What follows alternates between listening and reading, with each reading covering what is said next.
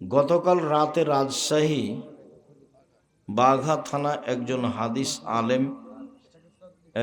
হাদিস আলেম মাজার পূজার বিরুদ্ধে কথা বলাই ওই এলাকার মাজার পূজারীরা লাঠি, ইট, পাথর, জুতা দিয়ে সেই বক্তার উপর হামলা করে এবং বক্তা রক্তাক্ত হয়।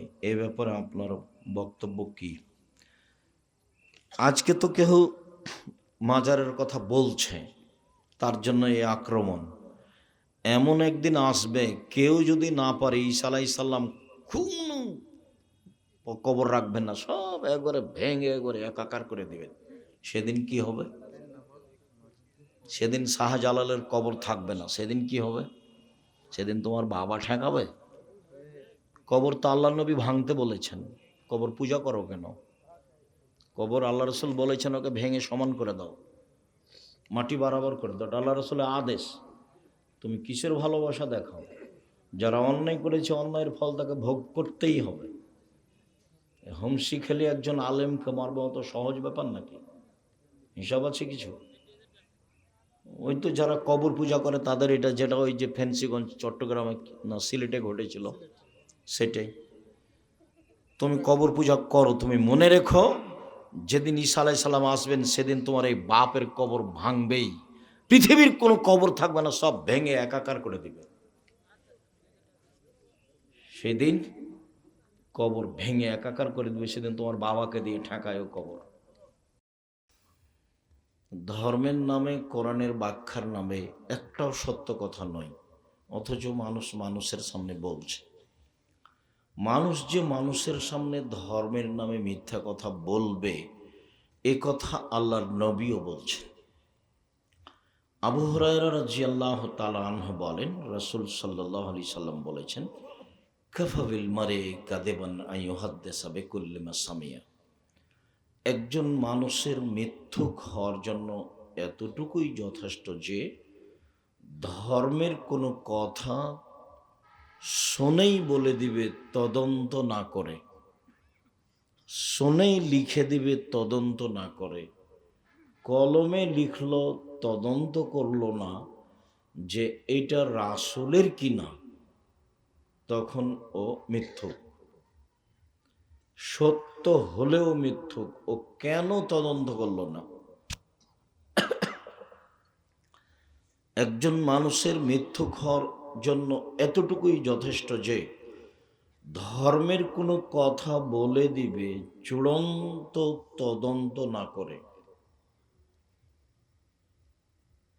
আর অন্য এক জায়গায় রাসূল সাল্লাল্লাহু আলাইহি সাল্লাম বলছেন, পৃথিবীর মানুষ বাল্লিগু আন্নি ওয়ালা আয়া, আমার একটা কথা জানা থাকলে অন্যকে বলো বলো।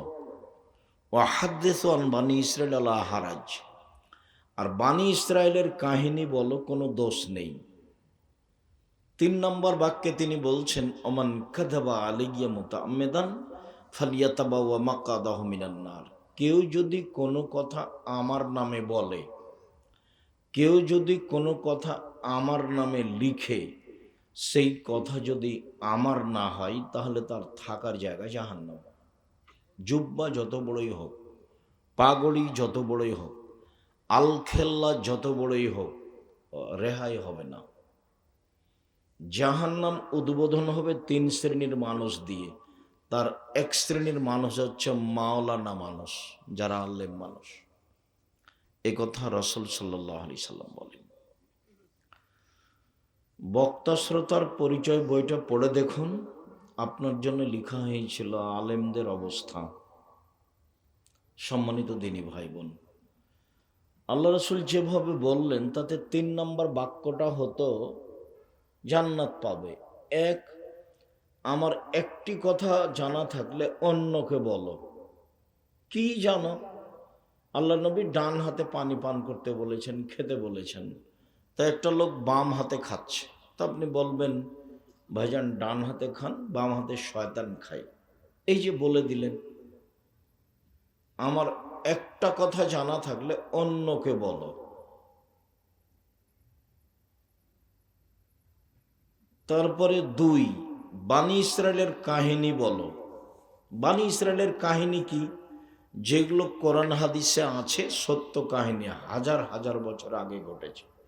যেমন 1 মিনিট আপনাকে দেখা একটা, যে আজ থেকে নিয়ে কয়েক হাজার বছর পূর্বে একটা লোকের কাছে জমি কিনে নিয়েছিল। তো জমি চাষ করতে গিয়ে ফওয়াজাদা ফিয়ারজিহি আল জাররা, চাষ করতে গিয়ে সে জমিতে একটা স্বর্ণের পাতিল পেল। তো জমি ক্রেতা বিক্রেতাকে বলল, ইস্তারি তো মিনকাল আর্দ অলমাপ্তা মিনকাল দাহাব, আপনার কাছে আমি জমি কিনেছি, স্বর্ণ কিনিনি, অতএব খুদ দাহাবাকা মিন্নি, আপনার এই স্বর্ণ নেন। আমি স্বর্ণ নিব কেন, আমি তো জমি কিনেছি।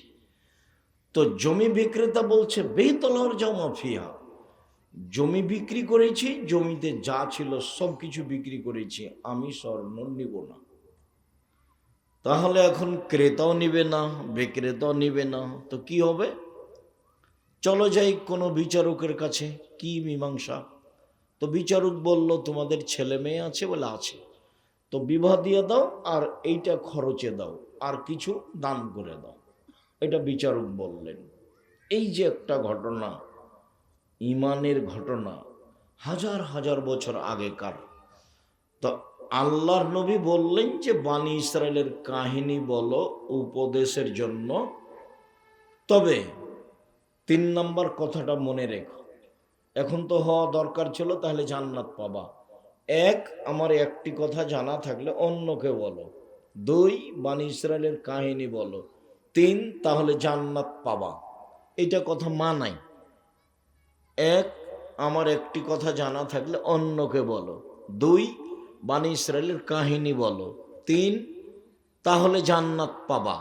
এটা মিল খাই। তো এখন আল্লাহর নবী এভাবে বললেন না। রাসূল সাল্লাল্লাহু আলাইহি সাল্লাম বললেন, 1, আমার একটি কথা জানা থাকলে অন্যকে বলো। 2, বানি ইসরায়েলের কাহিনী বলো। 3, কেউ যদি কোনো কথা আমার নামে বলে, সেই কথা যদি আমার না হয়, তাহলে তার থাকার জায়গা জাহান্নাম। মানে মৌলানা সাহেব জাহান্নামে চলেই গেছে, তো ঢোকেনি কেন? মরেনি এই জন্য। কত মিথ্যা কথা লিখা আছে কলমে, আর কত মিথ্যা বক্তব্য আছে। 2 ঘন্টা বক্তব্য দিলে আমার মনে হয়েছে কয়েকশো মিথ্যা কথা বলে হুজুর। আর কলম যে কত মিথ্যা, বেহিসাব। আমি তখন নিরুপায় হয়ে বলেছি যে বক্তা সাহেবের বক্তৃতা শুনলে মনে হয় যে এগুলো পুঁথির গান। পুঁথির বই আগে লেখা থাকতো। আমার চাচা গরমের দিনে আমাদের বাড়ির সামনে চত্বরে খলিতে পড়তো পুঁথির বই। কি? 6 মাসের রাস্তা মর্দ 6 দিনে গেল, ঘোড়ায় চড়িয়া মর্দ হাঁটিয়া চলিল। এটা পুঁথির বই। হুজুরের বক্তব্য আর এই পুঁথির বইয়ের কথা একই। 6 মাসের রাস্তা মর্দ 6 দিনে গেল, ঘোড়ায় চড়িয়া মর্দ হাঁটিয়ে চলিল। ফাতেমা কান্দিয়া কয়, আজ বুঝি হুসাইন কারবালাতে শহীদ হয়। ফাতেমা কান্দিয়া কয়, আজ বুঝি হুসাইন কারবালাতে শহীদ হয়। যেদিন হুসাইন রাদিয়াল্লাহু তাআলা আনহু ইরাকের মাটিতে কারবালার মাঠে শহীদ হন, তার 49 বছর আগে ফাতেমা মারা গেছে। 49 বছর আগে। তাহলে কি করে কাঁদবেন? মরাই তো হয়ে গেল 49 বছর, তো কাঁদবেন কি করে? তাহলে দেখেন পুঁথির গান। হুজুরের বক্তব্য তাই, কলমও তাই। অবাক হতে হয়। বক্তা শ্রোতার পরিচয় বইটা দেখেন, বেশ কিছু মিথ্যা কথা মাওলানা সাহেবরা বলে, তা লেখা আছে। কত যে ধর্মের নামে মিথ্যা কথা আছে। ফাজাইল বইয়ে লেখা আছে যে আদম আলাইহিস সালাম 60,000 বার ভারত থেকে হজ করতে গেছে। তো 60,000 বার যদি হজ করতে যান, তাহলে বয়স হতে হবে 60,000 বছর, মানে বছরে একবার হজ, তাহলে 60,000 বছর বয়স হতে হবে। বলছে যে এমনভাবে জিকির করতে হবে যে দেখবে সে যেন মনে করে এ পাগল। পাগল হয়ে গেলে তাহলে কি জিকির করছে, কি দিয়ে বুঝবো যে ও জিকির করছে? এখন সত্য বলছে না মিথ্যা বলছে? এগুলো সব হাদিস। আল্লাহ রহম করো তুমি। আর আমি তো মাঝে মধ্যে বলি যে মুকসেদুল মুমিনিন বইয়ে একটা হেডলাইন আছে, অবিবাহিত ছেলে মেয়ের পড়া নিষেধ। তো আমিও পড়ে দেখলাম, তখন অবশ্য আমি বিভাগ করেছি, তার আগে আমার জানা ছিল না। তো পড়ে দেখি কি আছে এখানে, যে দেখে সেই পড়ে, যে দেখে সে পড়ে, কি রে এখানে কি আছে? তখন উনি লিখছেন, ভরা পেটে স্ত্রী মিলন হলে ছেলে ভ্যাংচা হয়, সফরের পূর্বে স্ত্রী মিলন হলে ছেলে টেরা হয়, চন্দ্রগ্রহণের সময় স্ত্রী মিলন হলে ছেলে কানা হয়। প্রতিটা কথাই মিথ্যে এবং সরাসরি কোরআন মাজিদের বিপরীত। কোরআন মাজিদে আল্লাহ তাআলা বলছেন, নিসাউকুম হারসুল লাকুম ফাতু হারসাকুম আন্না শাইতুম। পৃথিবীর মানুষ তোমাদের স্ত্রী, তোমাদের জমি। পৃথিবীর মানুষ তোমাদের স্ত্রী, তোমাদের ক্ষেত। তোমরা তোমাদের জমিতে আসো, তোমাদের খেতে আসো তোমাদের ইচ্ছা মতো, সকালেই কি, বিকেলেই কি, দুপুরেই কি, চন্দ্রগ্রহণ লাগলেই কি আর না লাগলেই কি। এটা আল্লাহ বলছেন, আর লেখক বলছেন এভাবে। এভাবেই ধর্ম বিকৃত হয়ে আছে। সৌদি আরব থেকে বের হয়ে ইরাকে ঢুকেছে, ইরাক থেকে বের হয়ে ইরানে ঢুকেছে, ইরান থেকে বের হয়ে পাক ভারতে এসেছে। আস্তে আস্তে উল্টে গেছে প্রায় অংশই। আর ভারত, বাংলাদেশ, পাকিস্তানের যারা মসজিদের খতিব, যারা খুতবা দেন, 1999 জন এমাম জানা মানুষ নয়, মূর্খ মানুষ প্রায়। আর মসজিদের সভাপতি, সেক্রেটারি সাধারণ মানুষকে এমাম রাখেন খুতবা দেওয়ার জন্য, যাকে ধমকে বিদায় করে দিতে পারবে। আর দামি এমাম রাখলে টাকা লাগে, আবার তার মতো কথা চলা লাগবে। আমি আব্দুর রাজ্জাক বিন ইউসুফ, আল্লাহ দয়া করো তুমি, আমার জীবনে 1 মিনিটের জন্য আমি কোনোদিন কোনো সভাপতি সেক্রেটারির অধীনে থেকে আমি কোনোদিন খুতবা দিইনি। আমি কোনো মসজিদের খতিব নই। যাই যখন যে মসজিদের ডাকে তখন যাই। সেই মসজিদের ইমাম, সভাপতি, সেক্রেটারিকে হিসাব করে কথা বলতে হবে, আমি তাকে উঠাই আর বসাই। আমার কথাতেই চলতে হবে তাকে, তাহলে আমি খুতবা দেব। এরকম আমার জন্য একটা দিন আসেনি আমার জীবনে যে সভাপতি সেক্রেটারির কথা শুনে আমাকে 1 দিনের জন্য খুতবা দিতে হবে, এরকম কোনো দিন আল্লাহ আমার উপরে নিয়ে আসেনি, আলহামদুলিল্লাহ।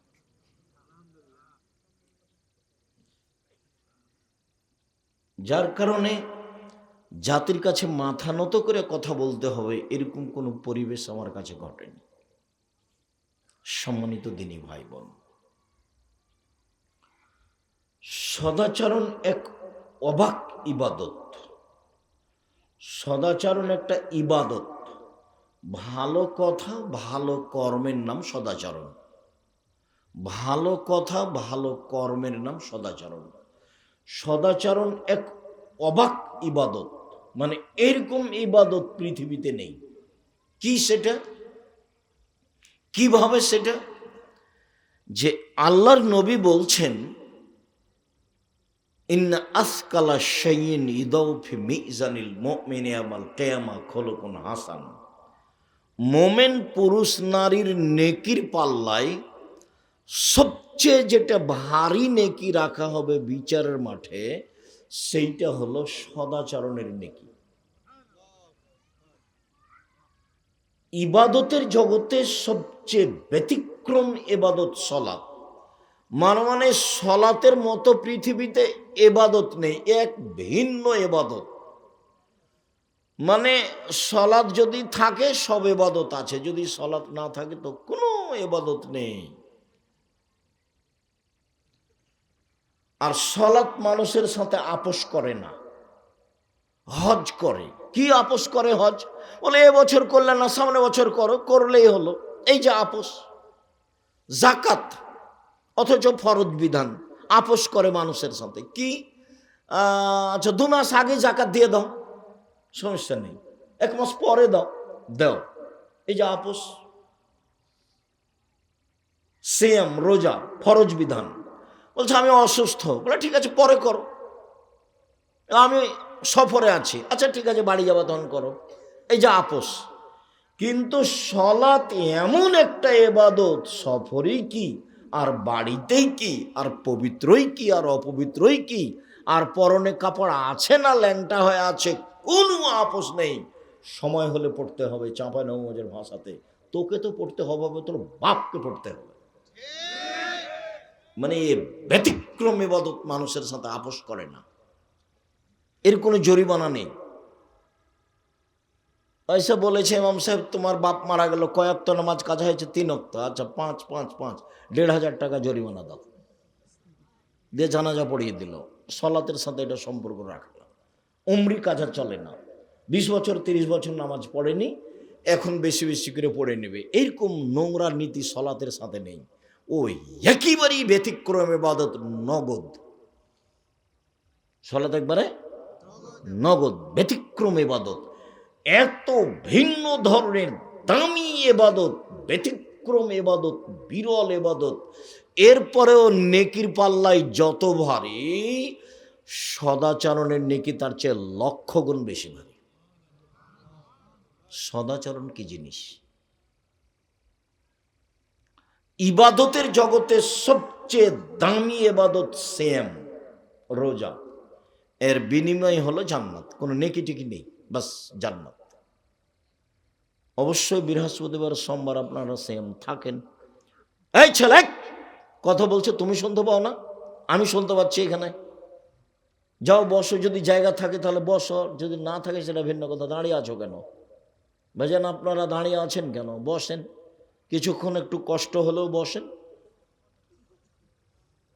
আমি তো আর আব্দুল্লাহ বিন ফজল নেই, আপনাকে তো আমি সারা রাত বক্তব্য শোনাতে পারবো না।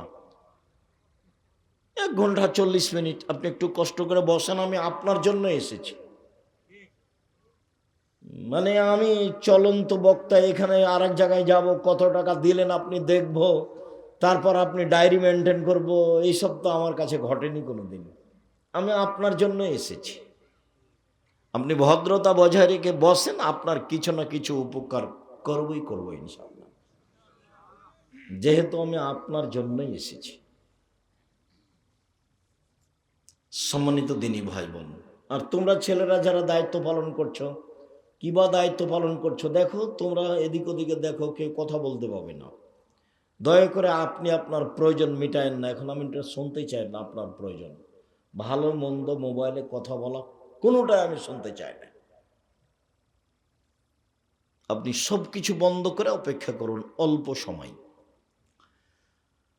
সবচেয়ে দামি ইবাদত সিয়াম, রোজা। বৃহস্পতিবার সোমবারে সিয়াম থাকবেন কেন? এই 2 দিন মানুষের রিপোর্ট পাপ নাকি আল্লাহর কাছে পেশ করা হয়। তো আমাদের নবী চাইতেন আমার রিপোর্টটা দেখো, দেখো সিয়াম অবস্থায় দেখো। আমাদের নবী চাইতেন, তাহলে আমাদেরও কি চাওয়া উচিত? সিয়াম অবস্থায় আল্লাহ আমার রিপোর্ট দেখো। অতএব বৃহস্পতিবার সোমবারে সিয়াম থাকা অভ্যাসই হতে হবে, হতে হবে। কেন থাকবেন না? কি করেন থাকবেন না? কি করেন? খালি হইচই, মারামারি আর ভোট আর নির্বাচন আর কি এগুলো, আর দোকানপাটে বসে এর বদনাম ওর বদনাম। আপনি বুঝেন সারা জীবনের তাহাজ্জুদ এক পাল্লাতে দিবেন, আর ওই যে দোকানে বসে ল্যাংটা মেয়ে নাচছে আর আর একজনের কথা বলছেন ও খারাপ, ওই খারাপ কথাটা এক পাল্লাতে দেন, সারা জীবনের তাহাজ্জুদের নেকি এক পাল্লাতে দেন, ওইটা বেশি ভারী হবে। জীবনটাই 16 আনায় মিছা, মানে জাহান্নামে চলেই গেছে। মানুষের বদনাম করে, মানুষের গীবাত করে, রাহাজানি করে, জমি জায়গা লুপ্তরাজ করে, ক্ষমতা দেখিয়ে, দাপট দেখিয়ে বেঁচে থেকে কি লাভ? শুধু ওই চাঁদা আদায় করে, প্রায় সব চাঁদাবাজ, ধোকাবাজ, শয়তান জাতির উপরে সে বোঝা। ভিক্ষা করে খাও, চাঁদাবাজি করো কেন? ভিক্ষা কেউ দিবে না? যাও বগুড়া ট্রেন স্টেশনে যাও, নাটোরের ট্রেন স্টেশনে যাও, ভিক্ষা দিবে মানুষে। চাঁদাবাজি করো কেন? চাঁদাবাজি করো কেন? রাস্তাটা ঢেকে তোমাকে টাকা আদায় করতে হবে কেন? মানুষ একটা বিবাহ করলে নাকি চাঁদা দিয়ে বিবাহ করতে হবে। অবাক কথা নাই? বলে সরকার শক্ত নয়, সেই জন্য। সরকারের সাথে সাথে তোমার কি দরকার? তোমার বাপ তোমাকে জন্ম দিয়েছে কেন? শয়তান। মানুষের সাথে দিন রাত শয়তানি করো, চাঁদাবাজি করো, এটা ভিক্ষা করে খাও। ভিক্ষা দেয় না কেউ তোমাকে? তোমার বাপ বেটা ভিক্ষা করে খাও। ভিক্ষা করে খাওয়া কেন? মানুষের বাড়িতে কাজ করো। আরে মানুষের বাড়িতে কাজ করবে কেন? ব্যবসা করে খাও। দিন রাত বলছি ব্যবসা করে খাও। শয়তানি করার জায়গা পাও না? মানুষের জমি জোর করে দাও, দখল করো, চাঁদাবাজি করো, রাস্তাঘাট মানুষের ঘেরো। কেন করবো এটা? জাতির জন্য বোঝা কেন তুমি? তোমাকে দেখলে মনে হয় যে তুমি একটা পশু, তুমি ইতর শ্রেণীর মানুষ, তুমি কুকুর শ্রীগাল, তুমি গরু ছাগল। একথা আল্লাহ বলছেন। বুঝেও বোঝে না ওরা, অন্তর আছে বুঝে না, দেখেও দেখে না ওরা, চক্ষু আছে দেখে না, শোনেও শোনে না ওরা, কান আছে শোনে না। উলায়েকা কাল আনাম, তারা পশু প্রাণীর মতো, তারা গরু ছাগলের মতো, তারা কুকুর শ্রীর মতো। ভালো মজাল বরং তার চেয়ে খারাপ। কুকুর শ্রীর মতো, পশু প্রাণীর মতো। চাঁদাবাজি করো কেন? একটা মানুষ সেখানে বাড়ি দিবে, তুমি টাকা চাও, ও টাকা চাই। টাকা কি ও তোমার জন্য উপার্জন করেছে? ভিক্ষুক, ধোঁকাবাজ, শয়তান। চাঁদাবাজি করো কেন? তোমার বাপ তোমাকে জন্ম দিয়েছে কেন? শিক্ষা দেয়নি কেন? তুমি জাতির জন্য বোঝা কেন? তোমার বাপ মা কি তোমাকে শিখিয়েছে? গরু ছাগল করে মানুষ করেছে। ভুল হিসাব তোমার কিসের? তুমি কে বলেছে পড়াশোনা করেছো?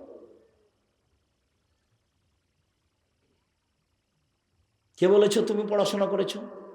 তোমার বাপ মিথ্যা কথা বলেছে যে আমার ছেলে গোল্ডেন পেয়েছে, আমার ছেলের মেধা ভালো। হলো ফালতু কথা ওটা। তুমি একটা বড় ডাক্তার হলেও তো তুমি ওই কোম্পানির ওষুধ লিখো যে কোম্পানি তোমাকে টাকা দিয়েছে। তুমি তো পশুর চেয়ে খারাপ, তুমি হায়ানার চেয়ে খারাপ। তোমার বাপ দিন রাত বলেছে আমার ছেলে মেধা ভালো, একটা বড় ইঞ্জিনিয়ার হতে হবে। ইঞ্জিনিয়ার তুমি চুরি করো। তো তোমার বাপ যে দিন রাত প্রশংসা করলো, কি প্রশংসা করলো? জাতির জন্য ছেলে মানুষ করতে হবে, জাতির জন্য, নিজের জন্য কেন? ধোঁকাবাজ কেন? শয়তান কেন? প্রতারক কেন? পরীক্ষা লাগবে 3টা দিয়েছে 7টা, এটা ডাক্তার হলো? তোমার বাপ মা খুব প্রশংসা করে। তোমার বাপ মার জীবনটাই মিথ্যে, একটা ফাঁকিবাজি জীবন।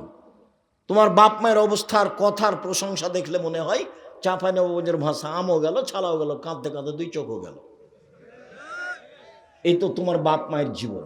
পশু প্রাণী, এই তো চাঁদাবাজি করো, খাও, নির্বাচন করে বেড়াও, এর পিছনে জোড়াও, ওর পিছনে দৌড়াও, এর পিছনে দৌড়াও। এটা পশু প্রাণীর মতো, এটা গরু ছাগলের মতো। আল্লাহ এমনি বলছে? সম্মানিত দিনী ভাই বোন, বলছিলাম জগতে সবচেয়ে দামি ইবাদত সিয়াম, কিন্তু সিয়ামের নেকি অত ভারী নয় সদাচারণের নেকি যত ভারী। হজ একটা গুরুত্বপূর্ণ ইবাদত। মানুষের যদি হজ কবুল হয়ে যায় তাহলে সে হয়ে গেছে সেই দিনের মতো যেদিন তার মা তাকে জন্ম দিয়েছে, নিষ্পাপ হয়ে গেছে। হজের নেকি, শত হজের নেকি যদি এক পাল্লাতে চাপায়, আর যদি সদাচরণের নেকি এক পাল্লাতে দেয়, সদাচরণের নেকি হচ্ছে 1000 গুণ বেশি ভারী হবে। সদাচরণ কি? এই যে সদাচরণ, ধোঁকাবাজি থাকবে না যার, রাহাজানি থাকবে না যার, অন্যায় থাকবে না যার, অবিরাজ থাকবে না যার, চাঁদাবাজি থাকবে না যার, প্রতারণা থাকবে না যার, দলীয় দাপট থাকবে না যার, সেই হলো সদাচরণের মালিক। তারই সদাচরণ আছে। আল্লাহর নবী বলছেন যে নেকির পাল্লায় সবচেয়ে ভারী নেকি সদাচরণের নেকি। যারা হিন্দু তাদের পাপ নেকি ওজন হবে না, ওদের তো নেকি নাই, তো ওজন হবে কি দিয়ে? যারা ইহুদি তাদের পাপ নেকি ওজন হবে না, কেন? নেকি নাই তো 2 পাল্লা দিবে কি করে? যারা খ্রিস্টান তাদের পাপ নেকি ওজন হবে না, কেন? নেকি তো নেই, তো 2 পাল্লাই দিবে কি করে? যারা আকীদায় মার খেয়েছে, বিশ্বাসের ত্রুটি হয়ে গেছে, কবর পূজা করে, কবরকে মূল্যায়ন করে, শিয়া কাদিয়ানি, আরও নবী আছে, মোহাম্মদ শেষ নবী নয়, এগুলো যারা মনে করে তাদের নেকি নষ্ট হয়ে গেছে, ওদের পাপ নেকি ওজন হবে না। আল্লাহ বলছেন ইউখাযু বিন নাওয়াসি ওয়াল আকদাম, ওদের মাথার সামনের দিক এবং পা ধরে জাহান্নামে নিক্ষেপ করা হবে। ফালা নকিবা লাহু ইয়াউমাল কিয়ামাতি ওজনা, আমি ওদের পাপ নাকি ওজন করব না। ওদের মাথা এবং পা ধরে জাহান্নামে নিক্ষেপ করা হবে, এই কথা আল্লাহ বলেন। ওর ওজনই নাই পাপ নাকি। সম্মানিত দিনী ভাই বোন, বলছিলাম আল্লাহ তাআলা বলেন ওয়াজাদিলহুম বিল্লাতী হিয়া আহসান। মুহাম্মদ সাল্লাল্লাহু আলাইহি সাল্লাম তর্ক বিতর্কের সময়, মুখামুখি কথা বলার সময় প্রতিপক্ষ যা বলে আপনারটা তার চেয়ে সুন্দর হতে হবে। মুখামুখি কথা চলছে, সদাচরণ, আপনি যখন বলবেন প্রতিপক্ষ যা বলেছে তার চেয়ে আপনারটা ভালো হতে হবে, তার নাম সদাচরণ। আল্লাহ তাআলা বলেন ইদফা বিল্লাতী হিয়া আহসান। মানুষ যখন কথা বলে, কটু কথা বলে, আপনি যখন বলবেন তখন ওর কটু কথার মোকাবেলায় আপনারটা নরম, ভদ্র, কোমল, সুন্দর হবে। তখন তার মাঝে আর আপনার মাঝে যে শত্রুতা রয়েছে এটা অন্তরঙ্গ বন্ধুতে পরিণত হবে। এটা আল্লাহ বলছে, আমাদের নবীকে বলছে। আল্লাহ তাআলা আমাদের নবীকে বলছেন, শোনেন, ফাবিমা রাহমাতিম মিনাল্লাহ লিনতা লাহুম ওয়ালাউ কুনতা ফাজ্জান গালিজাল কলব লানফাজ্জু মিন হাওলিক। আল্লাহর পক্ষ থেকে বড় দয়া যে আপনি মানুষের জন্য নরম স্বভাবের হয়েছেন। মুহাম্মদ সাল্লাল্লাহু আলাইহি সাল্লাম শোনেন, আল্লাহ বলছেন, মুহাম্মদ সাল্লাল্লাহু আলাইহি সাল্লাম শোনেন, আল্লাহর পক্ষ থেকে আপনার উপরে বড় দয়া যে আপনি নরম স্বভাবের হয়েছেন।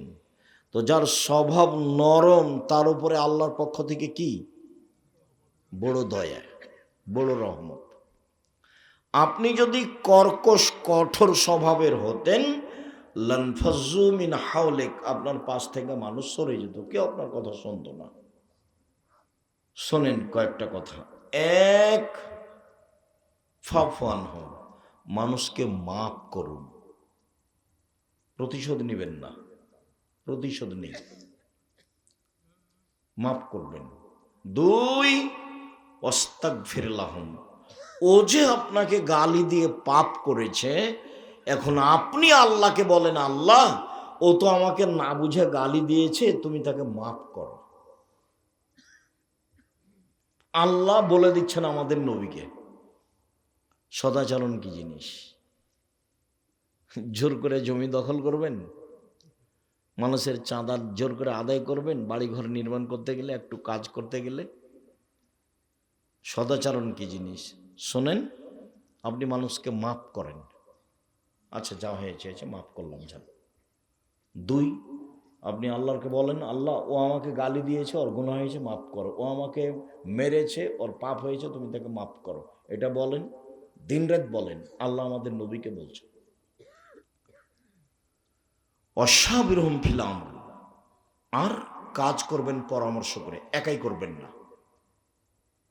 তারপরে ফাইজা আযামতা ফাতাওয়াক্কাল আলাল্লাহ, যখন কোনো কাজের সিদ্ধান্ত নেবেন তখন বলবেন আল্লাহ ভরসা। যে কোনো কাজ আল্লাহ ভরসা। যদি আমি অত বুঝতে পারি না, তো কোরআন হাদিসে যেটুকু টুটা ফাটা আমি বুঝি, তাতে আমি 2013 সালের 24শে আগস্ট রোজ মঙ্গলবার সকাল 11টার সময় জামিয়া সালাফের রূপগঞ্জ নারায়ণগঞ্জ হাঁটাবো, বিরা হাঁটাবো, মাঠে বলেছিলাম আমার হাতে টাকা নাই, এ কথাও সত্য, এখানে প্রতিষ্ঠান গড়বে, এ কথাও সত্য, ইনশাল্লাহ গড়বেই গড়বে। টাকা তো নাই, কিন্তু গড়বে বলছি, যে কিভাবে গড়বে তা আমার জানা নেই। সেই প্রতিষ্ঠানে এখন প্রায় 100 বিঘা জমির উপর অবস্থান করে, প্রায় 100 বিঘা পূর্বাচলে। আর 2016 সালের 17ই ফেব্রুয়ারি রোজ বুধবার বিকাল 4টা বলেছিলাম জামিয়া সালাফিয়া ডাঙ্গিপাড়া পাওয়া রাজশাহী আমচত্বর নদাপাড়ার পাশে, সেই প্রতিষ্ঠানে এখন প্রায় 50 বিঘা জমির ওপরে মেয়েদের যেটা নির্মাণ হচ্ছে তানোরে, সেটা প্রায় 60 থেকে 70 বিঘা জমির ওপরে 5000 ছেলে মেয়ে পড়াশোনা করে দুই প্রতিষ্ঠানে, 300 জন শিক্ষক শিক্ষিকা আছে, প্রতি মাসে 40 লক্ষ টাকা বেতন লাগে, 519 জন ইয়েতিম আছে। এসব টাকা পয়সা কে দেয়? দস্তানাবাদের লোক দেয়। কি বলেন আব্দুল রাজ্জাক সাহেব? একদিন 10 টাকা দিনই দিয়েছেন কি না তা আমি জানি না, তবে চলছে তা আমি জানি, প্রতিষ্ঠান চলছে। জামিয়া সালাফিয়া কোনো বৃত্তশালী দিয়ে চলে না, জামিয়া সালাফিয়া কোনো বৈদেশিক সংস্থা দিয়ে চলে না, জামিয়া সালাফিয়া সরকারের কাছে কোনো অনুদান চায় না,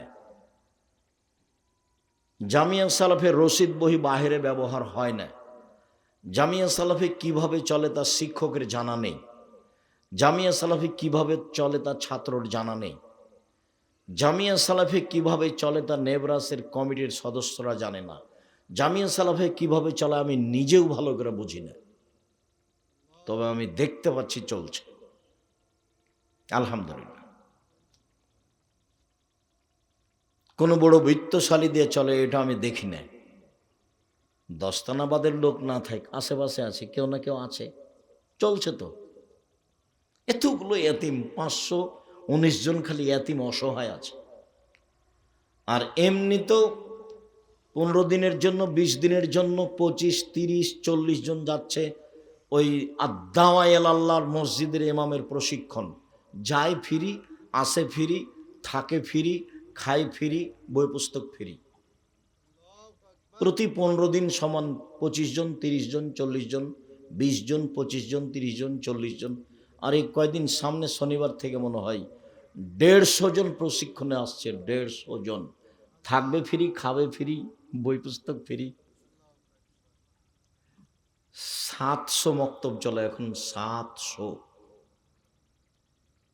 আব্দুল্লাহর একটা দাবি, ইনশাল্লাহ আব্বু একবারে তেঁতুলিয়া থেকে টেকনাফ পর্যন্ত মক্তব চালু করবো ইনশাআল্লাহ। সম্মানিত দিনী ভাই বোন, আল্লাহ বলছেন যে যখন কোনো কাজের সিদ্ধান্ত নেবেন ফাতাওয়াক্কাল আলাল্লাহ, আল্লাহর উপরে ভরসা করেন। কেন? আল্লাহর উপরে ভরসা করে যে আল্লাহ তাকে ভালোবাসেন। আমরা তো কাজ করি আমাদের মতো করি, চলে যাই। ওই যে ওখানে বাড়ি ঘর করছে, ওকে খানিক ধমক দিয়ে আসে, বাড়ি টাকা দেয় না তো বাড়ি করতে দেবো না, এই তো টাকা ইনকাম হয়ে গেল। এটার চেয়ে ভিক্ষে করে খেলে শান্তি পাওয়া যাবে। আর কারোর পিছে যায় না, কে সিগারেট দিল, কে একটা বিড়ি দিল, পিছে পিছে দৌড়িয়ে বেড়াচ্ছ, মুখের চরিত্র ফুলের মতো পবিত্র, এসব নোংরা নীতিতে যায় না। আমার সহজ কথা মনে রাখবা, 5 ওয়াক্ত সালাত, হালাল রুজি, কোরআন তেলাওয়াত, আড্ডা পিটা হারাম, বাস জান্নাত হবে ইনশাআল্লাহ। আড্ডা পিটা 2 ধরনের, দোকানের সামনে বসে ঘন্টার ঘন্টা ল্যাংটা মেয়ে দেখা আর মানুষের বদনাম করা, এটা হলো এক আড্ডা পিটা।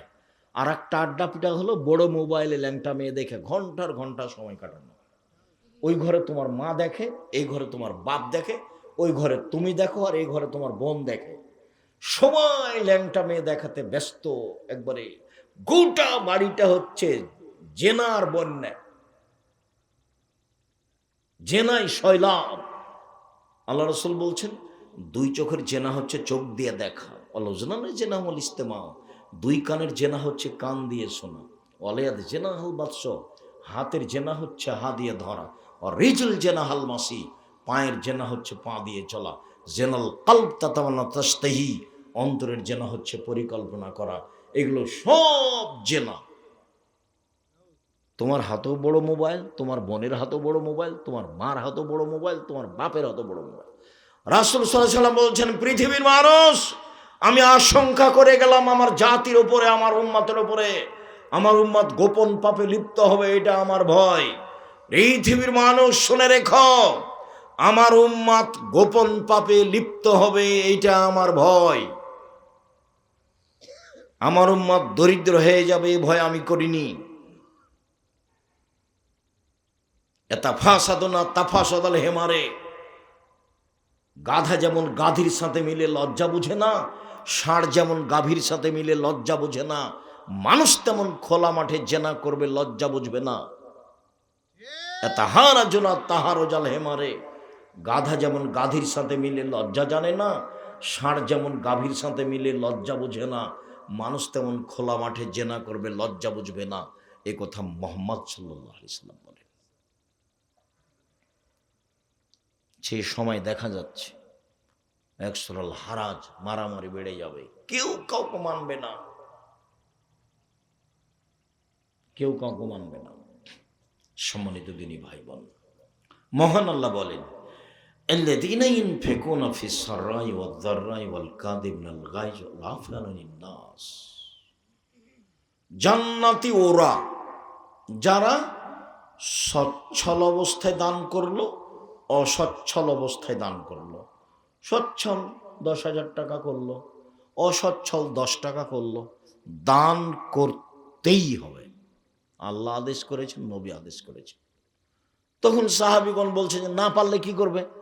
তো আল্লাহ রাসূল বলছেন না পারলে মানুষের বাড়িতে কাজ করবে, কাজ করে যা পেয়েছে সারাদিনে কিছু খাবে আর কিছু দান করবে।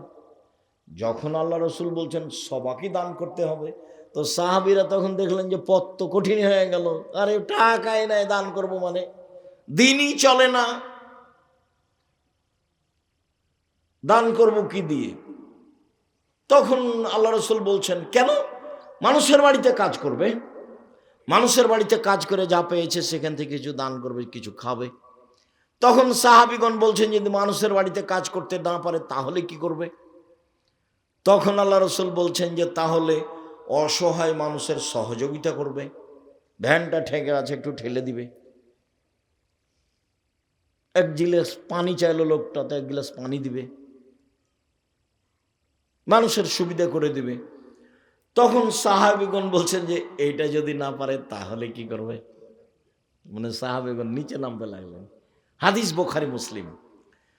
তখন আল্লাহ রাসূল বলছেন শোনো, তাহলে ইয়ামসাক নাফসানি শাররে ফানাল সাদকা, নিজেকে পাপ থেকে ঠেকিয়ে রাখবে, এটাই হলো দান। যাও আমি তোমাদের জন্য পথ সহজ করে দিলাম। নিজেকে কি থেকে ঠেকিয়ে রাখবে? পাপ থেকে ঠেকিয়ে রাখবে, এটাই দান। যাও যাও, যখন কিছুই নাই বলছো। হাদিস বুখারী মুসলিম। এইভাবে আল্লাহ রাসূল কথা বললেন। সম্মানিত দিনী ভাই বোন, 2 আল কাযিমিনাল গায়জ, রাগ দমন করতে হবে। রাগ দিয়ে কোনো কাজ নিতে হবে না। মামলা নেই, বিচার নেই, প্রতিশোধ নেই, প্রতিবাদ নেই। দিনের স্বার্থ ছাড়া কোনো কাজে মামলা, মোকদ্দমা, প্রতিশোধ, প্রতিবাদ কিছু নেই, সব বাতিল। ক্ষমতা দেখাবেন না, দাপট দেখাবেন না, নির্বাচনের নেতৃত্ব দিয়ে ক্ষমতা দেখাবেন না। ক্ষমতার নাম 45 মিনিট, ক্ষমতার নাম 45 মিনিট, ক্ষমতার নাম 2-3 মিনিট। ফেরাউন ডুবলো, ডুবলো, গেছে, যা নাই ফেরাউন। ক্ষমতার নাম হাফ মিনিট, আধ সামুদ, নেই, বাস শেষ। এই যে বিদ্যুৎ চমকিল, বৃষ্টি আসছে, নেই, আধ সামুদ। পৃথিবীতে সবচেয়ে ক্ষমতাধর আল্লাহ বলছেন লাম ইউখলাক মিসলুহা ফিল বিলাদ ওয়া সামুদাল্লাযিনা জাবুস সাখরা বিলদ। পৃথিবীতে আমি অত শক্তিশালী জাতি কখনো সৃষ্টি করিনি, কিয়ামত পর্যন্ত করব না। ওর আদ সামুদ, ওদের ধ্বংস করে দিয়েছে আমি সেকেন্ডের মধ্যে। তারা আমার কেউ বিচার করতে পারেনি, ওলা একা ভোগবা, তারা কেউ আমার বিচার করতে পারেনি। পৃথিবীতে যে আল্লাহ দাবি করেছে ফেরাউন, দীর্ঘ সময় ধরে আল্লাহ দাবি করার পরে আমি তাকে 2-1 মিনিট ডুবিয়ে দিয়েছে, এই যে গেল, এই নেই। আর যারা মানুষকে জেলে দিয়েছে, হাজতে দিয়েছে, মেরেছে, গুম করেছে, তারা 45 মিনিটে ছেড়ে দিয়েছে দেশ। ক্ষমতা দেখাবে না। ভারতের দালাল হয়ে দেখে থেকে দেশকে ভালোবাসে, এই কথা তুমি বলো না, তুমি মুনাফিক। ভারতের দালাল হয়ে তুমি দিন কাটায় না, বলো না যে আমি দেশকে ভালোবাসি। ধোঁকাবাজ। কে বলেছে তুমি দেশকে ভালোবাসো? কে বলেছে তুমি দেশকে ভালো? তুমি তো ধোঁকাবাজ, প্রতারক, তুমি মুনাফিক। জাতির সাথে গাদ্দারি করো, দেশের সাথে গাদ্দারি করো, দেশের দিনী ভাই বোনদের সাথে গাদ্দারি করো, তুমি সবচেয়ে বড় গাদ্দার। বিচারের মাঠে তোমার পিছনে, তোমার পাছার পাশে একটা পতাকা লাগানো হবে, তুমি যত বড় গাদ্দার, পতাকা তত বড় হয়। কথা মুহাম্মদ সাল্লাল্লাহু আলাইহি ওয়াসাল্লাম বলেন, হাদিস বুখারী মুসলিম। দুনিয়ায় দাপট দেখিয়ে কয়েকদিন বেঁচে থেকে মানুষকে মেরে জেল হাজত দিয়ে নিজে কিছু বড় মনে করানোর সময় শেষ। শ্বাস বন্ধ হয়ে গেলে তোমাকে দেখে নেওয়া হবে, তুমি জাহান্নামে চলে গেছো। বুঝতে পারোনি জাহান্নাম কাকে বলে, বুঝতে পারোনি তুমি কবর কাকে বলে, বুঝতে পারোনি তুমি কিয়ামত কাকে বলে। কি কবর যত কঠিন, কিয়ামত তার চেয়ে লক্ষ গুণ বেশি কঠিন। কিয়ামত যত কঠিন, জাহান্নাম তার চেয়ে লক্ষ লক্ষ গুণ বেশি কঠিন। কি দিয়ে বুঝায় আপনাকে আমি কবর কত কঠিন? কে তোমাকে কেউ পথ বলে দিল? তুমি এখানে এসেছো কেন? ভিক্ষা করে খাও, ভিক্ষা করে খাওয়া কেন? দিন মজুরি করে খাও, দিন মজুরি করে খাওয়া কেন? ব্যবসা করে খাও, চকলেটের ব্যবসা করো প্রয়োজনে। চকলেটের ব্যবসা আমি করতে বলিনি, চকলেটের ব্যবসা আমি বলেছি মানে কম পয়সার ব্যবসা করো। লোন নিয়ে ব্যবসা করতে যায় না। কোটি টাকার ব্যবসায়ীও যদি সৎ ব্যবসায়ী হয় তাহলে নবীদের সাথে জান্নাতে থাকবে। 10 টাকার ব্যবসায়ী বাদাম বিক্রি করে, এও যদি সত্যবাদী ব্যবসায়ী হয় বিচারের মাঠে নবীর সাথে জান্নাতে থাকবে। এ কথা আমি বলিনি, এই কথা মুহাম্মদ সাল্লাল্লাহু আলাইহি ওয়াসাল্লাম বলেছে। তাহাজ্জুদ পড়ে জান্নাতে থাকা যায় না। একজন সাহাবী রাসূলের কাছে নিয়ে গেছেন, রাতে আছেন ওখানে, তো অজুর পানি আর মেশক নিয়ে বলছেন আল্লাহ রাসূল নেন, অজুর পানি মেশক নেন। তো আল্লাহ রাসূল খুশি হয়ে গেছেন, বাহ খুব তো ভালো, খুব তো ভালো, সালমা শেতা, আমি খুব খুশি হয়েছি, চাও চাও কিছু চাও, চাও কি চাও চাও। তখন সাহাবী বলছেন, আসআলুকা মুরাফাকাতাকা ফিল জান্নাহ, আপনার সাথে জান্নাতে থাকতে চাই। তখন আল্লাহ রাসূল আওয়াগেরা জালেক, না না না না না না, এটা নয়, অন্য কিছু চাও, এটা অন্য কিছু চাও। আমাদের নবী গায়েব জানতেন না, হুজুর মিথ্যা কথা বলেছে। পাশের লোক বলছেন চাও কি চাও চাও। তো সাহাবী বলছেন যে আপনার সাথে জান্নাতে থাকতে চাই। তো যে না এটা নয়, এটা নয়, এটা নয়। তা আল্লাহ রাসূল আগেই তো বলতে পারতেন যে আমার কাছে এটা চাইবে। ইনি গায়েব জানেন, গায়েব জানেন না। আরে নিজের স্ত্রী বউ ভান করে নিজের খাটে শুয়ে আছে, বুঝতে পারেন না যে ভান করে শুয়ে আছে। আয়েশা রাদিয়াল্লাহু তাআলা আনহা বলেন, আমি মুহাম্মদ সাল্লাল্লাহু আলাইহি সাল্লামের পাশে ভান করে ঘুমিয়ে আছি। ভান করে ঘুমানো বুঝেন না, মানে আসলে ঘুমাননি। দেখি কি করে, দেখি কি করে, চুপচাপ, খুব বুদ্ধিমতী মহিলা তো, দেখি কি করে। ধীরে উঠলেন, ধীরে উঠে কাপড় চোপড় নিলেন, জুতা স্যান্ডেল নিলেন, ধীরে দরজাটা বন্ধ করলেন, ধীরে খুললেন, বাইরে গিয়ে ধীরে টেনে চলে গেলেন। আমিও উঠলাম, আমি তো ঘুমাইনি, তো আমি তো ভান করে ঘুমিয়ে আছি, দেখি কোথায় যাই, কোন স্ত্রীর কাছে যাই। এটা হলো পরীক্ষা, এই কোন স্ত্রীর কাছে যাচ্ছে, দেখি কোথায় যাই। তো কাপড় চোপড় নিলাম। গভীর রাতে আপনি তো দিনই বোন, আপনাকে দেখলে আমার লজ্জা হয় যে আপনি ফ্যাশন বোরকা পরে এখানে এসেছেন। ভ্যানিটি ব্যাগ নিয়ে আপনি যান, ভ্যানিটি ব্যাগ কেন আপনার কাছে থাকবে? ফ্যাশন বোরকা কেন আপনার গায়ে? আপনার স্বামী নেই, দেখে না কাপুরুষ? আপনার বাপ নাই, দেখে না কাপুরুষ? জন্ম দিতে পারলে বাপ হওয়া যায়, ক্ষমতার নাম বাপ। কতদিন বললাম ক্ষমতার নাম বাপ। যে বাপ পিটাতে পারে 10 ছেলের মা হলো তার নাম বাপ। ভ্যানিটি ব্যাগ কাঁধে নিয়ে ফ্যাশন বোরকা পরে বাজারে যাও কেন? তোমার স্বামী মরেছে, তোমার বাপ মরেছে, তোমার ভাই মরে গেছে, তোমার বোনের ছেলে মরে গেছে, তোমার দেবরের ছেলে মরে গেছে, তুমি বাজারে যাও কেন? তোমার শরম হয় না কেন? তোমার হায়া হয় না কেন? তোমার লজ্জা হয় না কেন? তোমার মানবতা নেই কেন? তোমার বোধোদয় নেই কেন? কি দেখাতে যাও তুমি? রাসূল সাল্লাল্লাহু আলাইহি ওয়াসাল্লাম তোমার উপরে অভিশাপ করেছেন। পুরুষের জুতা স্যান্ডেল পরে যারা তাদের উপরে অভিশাপ, পুরুষের পোশাক পরে যারা তাদের উপরে অভিশাপ, গায়ে উল্কি করে যারা তাদের উপরে অভিশাপ, ভুরু তুলে চিকন করে যারা তাদের উপরে অভিশাপ, দাঁত ছিলে চিকন করে যারা তাদের উপরে অভিশাপ, পরচুলা ব্যবহার করে যারা খোপা বড় করে তাদের উপরে অভিশাপ, ছবি অঙ্কন করে যারা তাদের উপরে অভিশাপ। শুনুন, মুহাম্মদ সাল্লাল্লাহু আলাইহি সাল্লাম এসব মহিলাদের উপরে অভিশাপ করেছেন। বাজারে যাও কেন তুমি সাজগোজ করে? তোমার স্বামী নেই, তোমার বাপ নেই? বাপ মরে গেছে? দেশ দুনিয়া মেরে খেয়েছো, বাজারে যাবা কেন? বাড়িতে জায়গা নেই? আল্লাহ তাআলা বলছেন ওয়াকারনা ফি বুয়ুতিকুন্না ওয়ালা তাবাররাজনা তাবাররুজাল জাহিলিয়াতুল উলা, হে মুসলিম মহিলা বাড়িতে থাকো। বন্যতার যুগে, বর্বরতার যুগে, অসভ্যতার যুগে, জাহিলিয়াতের যুগে নারীরা যেভাবে ঘুরতো সেভাবে ঘুরো না, কঠোরভাবে আল্লাহ নিষেধ করেছেন। বাজারে যাও কেন? কিসের ধর্ম দেখাও? হ্যাঁ হ্যাঁ করে এসেছো, আবার হ্যাঁ করে চলে গেছো। এর জন্য আমি দায়ী, এই জন্য তোমার বাপ দায়ী, এই জন্য তোমার স্বামী দায়ী, এই জন্য তোমার ভাই দায়ী, এই জন্য তোমার মা দায়ী। প্রসব করাতে পারলে মা হওয়া যায়? 1 মিনিট দেখো তো বাপ কাকে বলে, পিটিয়ে ঠিক করতে হবে মেয়েকে।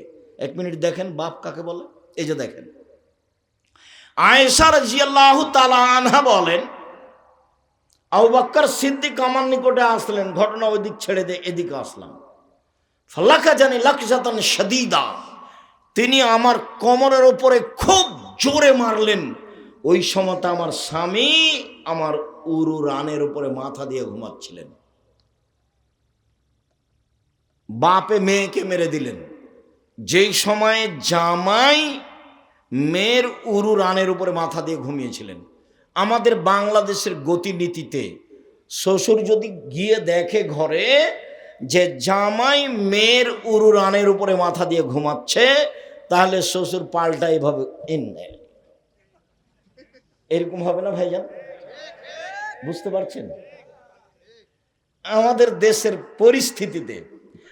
আর আবু বকর সিদ্দিক একবারে এই অবস্থায় বেড়ে দিলেন। পৃথিবীর সবচেয়ে বড় মানুষে মারলেন, ইনি আবু বকর সিদ্দিক রাদিয়াল্লাহু তাআলা আনহু। নবী রাসূল ব্যতীত আদম থেকে নিয়ে কিয়ামত পর্যন্ত সবচেয়ে দামি মানুষ।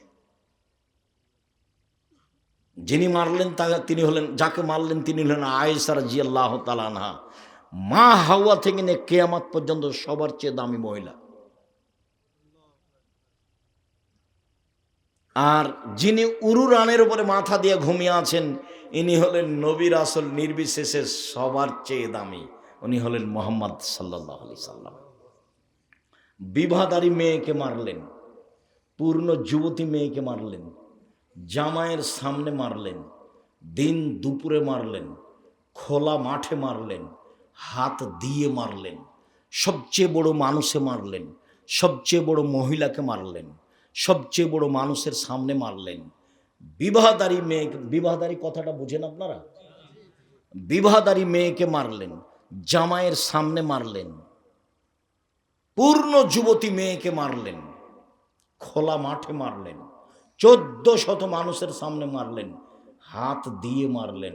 এত বড় বাপে এত বড় বেটিকে এত বড় মানুষের সামনে এইভাবে মেরে দিলেন। ভুল কোথায় গলার হারটা হারিয়ে গেছে খেয়াল করেনি সেই জন্য। আর আপনার মেয়ে ক্লাস 10-এ পড়ে, ঢং ঢং করে ল্যাংটা হেঁটে বেড়াচ্ছে, আপনি তাকে একটা ধমক দিতে পারেন না। আপনি আবার বাপ, আপনার মতো কাপুরুষ বাপ বেঁচে থাকার চেয়ে মরে যাওয়া ভালো। এরকম বাপ আমি চাইনি, এরকম বাপকে আমি ঘৃণা করেছি। তো আপনার মতো বাপের কি প্রয়োজন? জামিয়া সালাফে আপনার ছেলে মেয়ে লালন পালন করবে, সমস্যা নেই ইনশাল্লাহ। 519 জন এতিম আছে, অসহায় আছে। কালকে যদি 500 গিয়ে ঢোকে সমস্যা হবে না ইনশাল্লাহ, আল্লাহ ব্যবস্থা করে দিবেন। এর নাম জামিয়া সালাফিয়া। আলহামদুলিল্লাহ। আপনার আমি বেঁচে থাকা কামনা করি না কথা নয়, কিন্তু এরকম বাপ কামনা করি না। ভাই বাপ দেখছেন না, পিটিয়ে দিতে হবে মেয়েকে। 7 ছেলের মা হয়ে গেল, মেয়ে বাপের কাছে বড় হয় না, এই যে প্রমাণ, হাদিস বুখারী মুসলিম। মেয়ে বাপ বেঁচে আছে, মেয়ে বুড়ি হয়ে গেছে, তবু পিটাবে বাপ। এ দেখেন হাদিস বুখারী মুসলিম। পিটিয়ে ঠিক করবে ওকে, এখন আদর নেই। কেন যাবে ও ফ্যাশন বোরকা পরে বাজারে? ওর বাপ মরে গেছে, ওর শ্বশুর মরে গেছে, ভ্যানিটি ব্যাগ ঘাড়ে করে চলে যাচ্ছে, ওর শরম হয় না, ওর লজ্জা হয় না, ওর হায়া হয় না? বাজার রাস্তাঘাট মহিলা দিয়ে ভর্তি। সম্মানিত দিনী ভাই বোন, আপনি মনে কিছু নেবেন না। বলছিলাম আল্লাহ তাআলা বলেন প্রতিশোধ নেই, প্রতিবাদ নেই। ওয়ালাফিনানিন নাস, মানুষকে মাফ করতে হবে। রাগ নেই, প্রতিবাদ নেই, প্রতিশোধ নেই, মাফ করতে হবে। সহজেই জান্নাত, জান্নাত পাওয়া সহজ। আল্লাহ তাআলা বলেন ওয়াবুদুল্লাহ ওয়ালা তুশরিকু বিহি শাইআ, পৃথিবীর মানুষ এক আল্লাহর ইবাদত করো, তার সাথে বিন্দুমাত্র শরীক করো না। আল্লাহর সাথে সদাচরণ হলো শিরক না করা।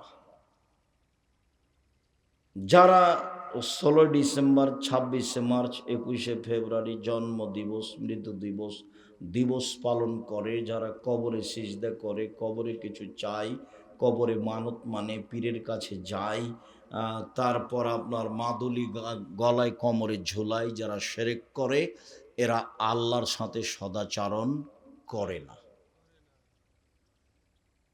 তাহলে শিরক না করলে কার সাথে সদাচরণ হবে? আল্লাহর সাথে। তার খুব বাধে, সর্বোচ্চ আত্মমর্যাদার অধিকারী। একদিন আল্লাহ রাসূল বলছেন, আবু সাঈদ খুদরি বলছেন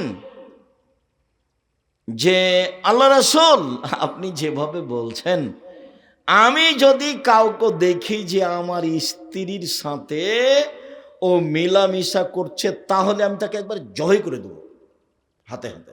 তখন আল্লাহ রাসূল বলছেন, না না না না না না, জেনা এভাবে হয় না, 4 জন সাক্ষী লাগবে, 4 জন সাক্ষী মারা যাবে না, নইলে তোমাকে মারব। তখন বলছে আল্লাহ রাসূল, আমার স্ত্রীর সাথে কেউ জেনা করবে আর আমি সাক্ষী খুঁজতে যাব, ওকে আগে মারবো। সাহাবী বলছে। তখন আল্লাহ রাসূল বলছেন, আরে দেখো দেখো, আবু সাঈদ খুদরির আত্মমর্যাদায় আঘাত লেগেছে, স্ত্রী জেনা করছে, সেই জন্য তার আত্মমর্যাদায় যত আঘাত লেগেছে, জেনাতে আমি মুহাম্মদ সাল্লাল্লাহু আলাইহি সাল্লাম, আমার আত্মমর্যাদায় তার চেয়ে 1000 গুণ বেশি আঘাত লাগে। আর আমার আত্মমর্যাদায় যত আঘাত লাগে, মানুষ যখন জেনা করে তখন আল্লাহর আত্মমর্যাদায় তার চেয়ে 1000 গুণ বেশি আঘাত লাগে। বোঝা গেল না কথা? আল্লাহর একটা আত্মমর্যাদা আছে, নবীর একটা আত্মমর্যাদা আছে।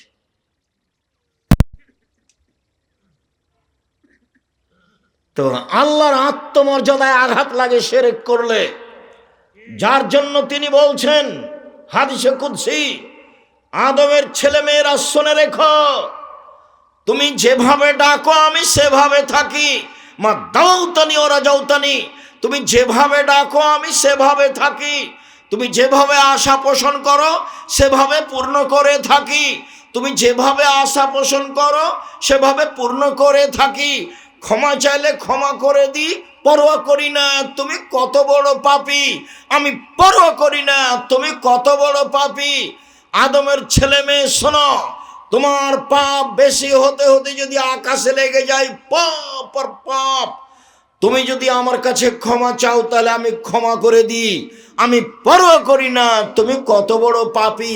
তুমি যেভাবে ডাকো আমি সেভাবে থাকি, তুমি যেভাবে আশা পোষণ করো সেভাবে পূর্ণ করে থাকি। আদমের ছেলে মেয়ে শোনো, বিচারের মাঠে যখন আসবা আকাশ জমিন পরিমাণ পাপ নিয়ে, তখন আমি আল্লাহ এই পরিমাণ ক্ষমা নিয়ে আসবো বিচারের মাঠে।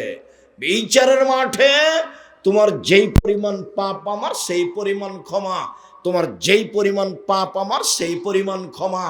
আদমের ছেলে মেয়ে শোনো, বিচারের মাঠে তোমার পাপ যত আমার ক্ষমা তত, তোমার পাপ যত আমার ক্ষমা তত। যদি শিরক না থাকে, শিরক থাকলে হবে না। আমার আত্মমর্যাদায় আঘাত লাগে শিরক করলে, কাজেই শিরকের পাপ বিচারের মাঠে আমি ক্ষমা করব না। সম্মানিত দিনী ভাই বোন, পৃথিবীর মানুষ, আল্লাহর সাথে সদাচরণ করো, শিরক করো না। আরে দিবস মানলে তো মক্কা বিজয়ের দিন মানতাম, আর শহীদ মিনার তৈরি করলে তো হামজার শহীদ মিনার তৈরি করতাম। হামজা রাদিয়াল্লাহু, আল্লাহ রাসূল বলছেন সাইয়্যিদুশ শুহাদা হামজা ইবনে আব্দুল মুত্তালিব, আদম থেকে নিয়ে কিয়ামত পর্যন্ত যত মানুষ শহীদ হয়েছে, যত মানুষ হবে, সবার চেয়ে বড় শহীদ হলেন হামজা রাদিয়াল্লাহু তাআলা। একেবারে গোটা পৃথিবী জুড়ে সবচেয়ে বড় শহীদ কে? হামজা রাদিয়াল্লাহু তাআলা। শহীদ মিনার তৈরি, এই ছেলে ওই ছেলেটা পাশ দিয়ে হাঁটছে কেন? তোমরা যে পাশ দিয়ে হেঁটে চলে যাচ্ছে আপনারা দেখছেন কেন? ওকে বসতে বলেন, কয়েক মিনিট বসতে বলেন। কোনো কাজ আমাকে দয়া করে দেখাবেন না। সম্মানিত দিনী ভাই বোন, অবিল ওয়ালিদাইনি এহসানা, পিতা মাতার সাথে ভালো আচরণ করো। একদিন মা ছিল, একদিন আপনি ছিলেন মায়ের কোলে, এখন মা হলেন আপনার কোলে। দুইটার পার্থক্য আছে। যেদিন আপনি ছিলেন মায়ের কোলে, সেদিন বারবার পেশাব করছিলেন, তখন মা একটু আদর করে বলছিল, এই অত পেশাব করিস কেন রে আব্বু, এত পেশাব করো কেন, এটা আদর ছিল। কিন্তু মা এখন বিছানে বারবার পেশাব করছে, সম্মান দেখে এত এইভাবে বলা যাবে না, আম্মু এভাবে পেশাব করলে তো খুব কঠিন হবে, এই ভাষা চলবে না।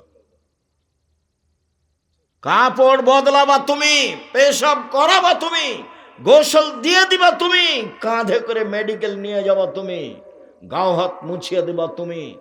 একদিন তুমি ছিলে তোমার মায়ের কোলে, এখন তোমার মা তোমার কোলে, সব খিদমত তুমি করবা। তোমার বউ নাও করতে পারে, তোমার বোনেরা শ্বশুর বাড়ি চলে গেছে, কে দেখবে? তুমি দেখবা। আর তোমার মা যা বলে সবই উল্টা, সব তোমার বিরুদ্ধে বলে। দেখি তুমি কেমনে তোমার মাকে মানো। ঘুম থেকে উঠে দেখছো যে আমার মায়ের চেয়ে খারাপ মানুষ দুনিয়াতে কেউ নেই। কেন? যা বলে তোমার মা উল্টা বলে। তোমার বউকে বলে মানে কি, একবার অকথ্য ভাষায় গালি দেয়, এই অমুকের বেটি অমুক বের হ, এইভাবেই বলে তোমার মা। তুমি মুখ খুলতে পাবা না, মুখ খোলাই তোমার নিষেধ। তার নাম হলো বাপ মার সাথে সদাচরণ। মায়ের পায়ের নিচে জান্নাত, এ কথাই ঠিক। স্বামীর পায়ের নিচে জান্নাত, এ কথা ঠিক নয়। মায়ের পায়ের নিচে জান্নাত, এ কথাই ঠিক। মায়ের সম্মানে টিকে থাকা খুব কঠিন। আমার আব্বা একদিন বলছে যে বেটা এই পাঞ্জাবিটা ভারী লাগে।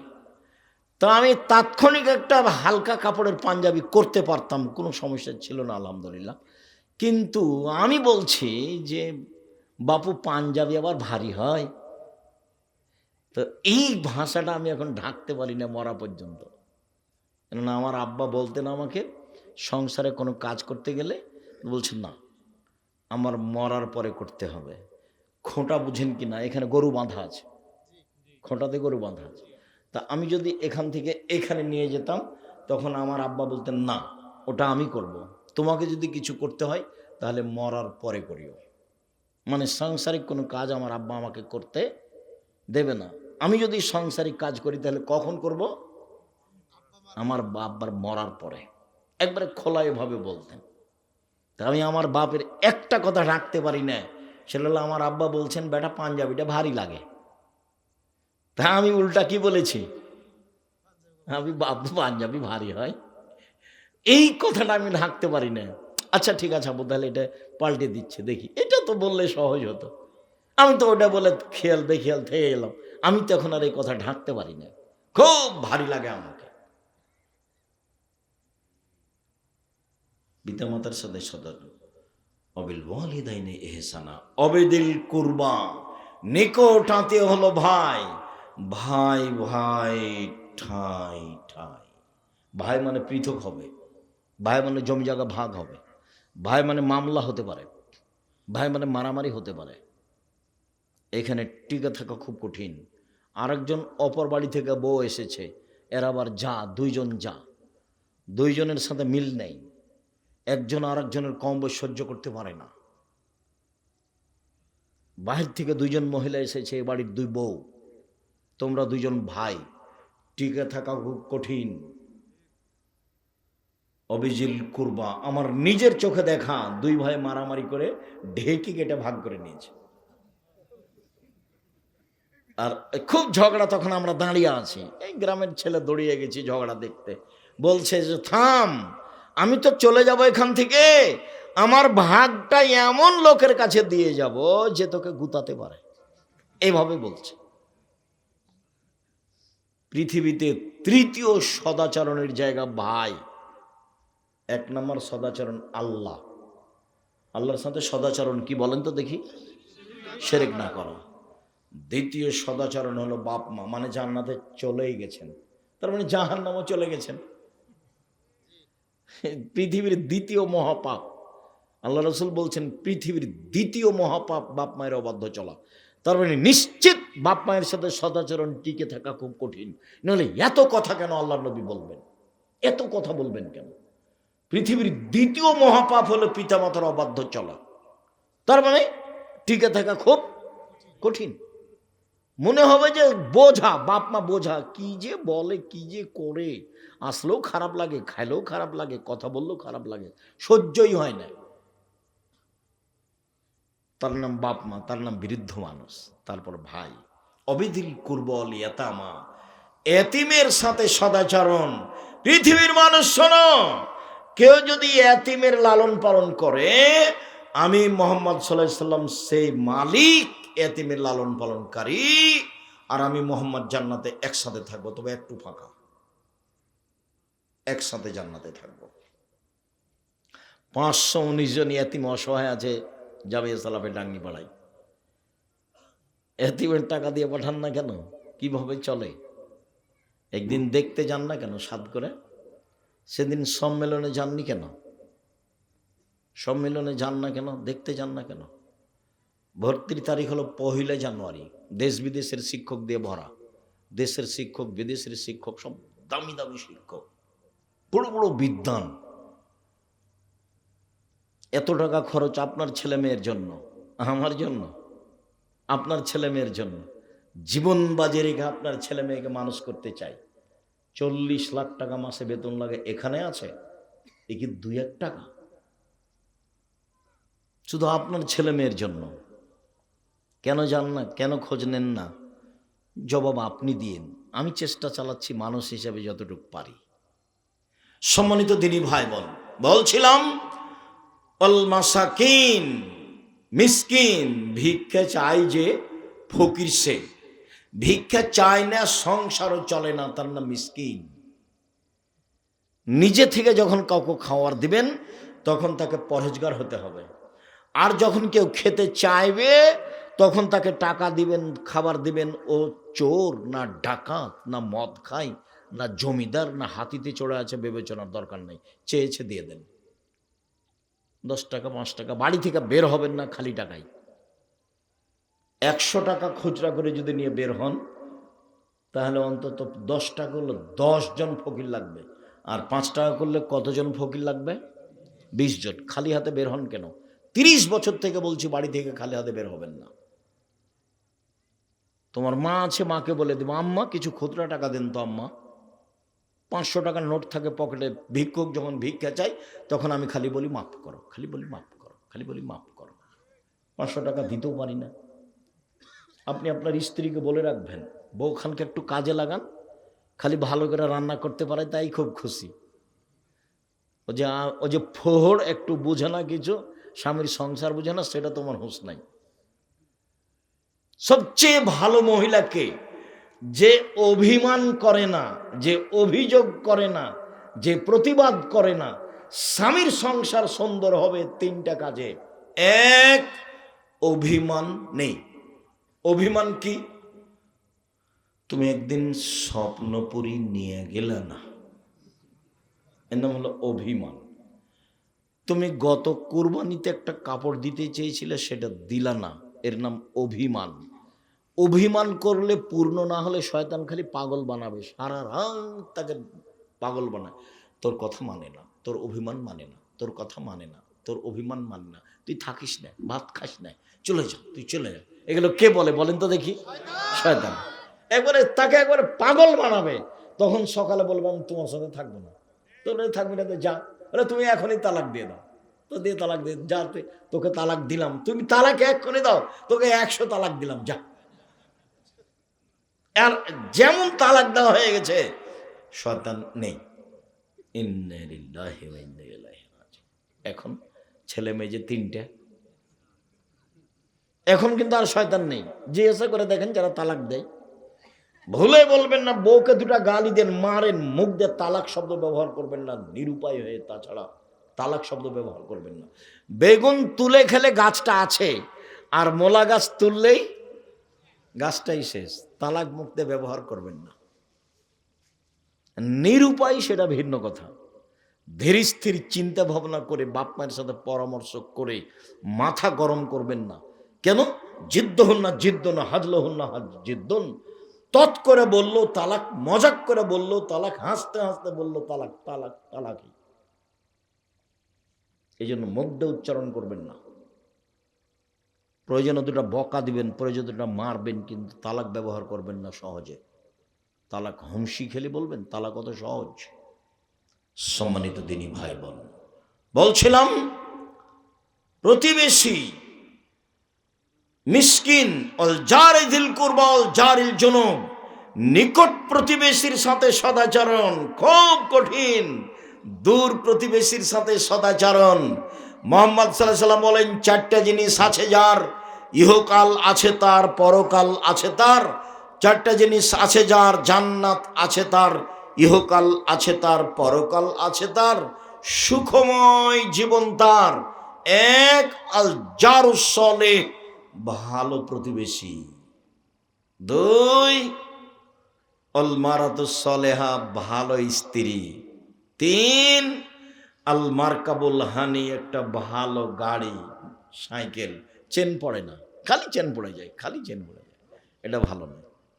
চার, অল বাইতুল অসে, প্রশস্ত ঘর, অন্তত মেহমান থাকা ঘরটা বড় করবেন। 4 জন 5 জন 10 জন যেন মেহমান বসতে পারে। চেয়ারম্যান মেম্বাররা বেশ বড় করে মানুষ বসার জায়গায় করে, ওইরকম আপনারা করবেন। মেহমানকে খাওয়াতে হবে।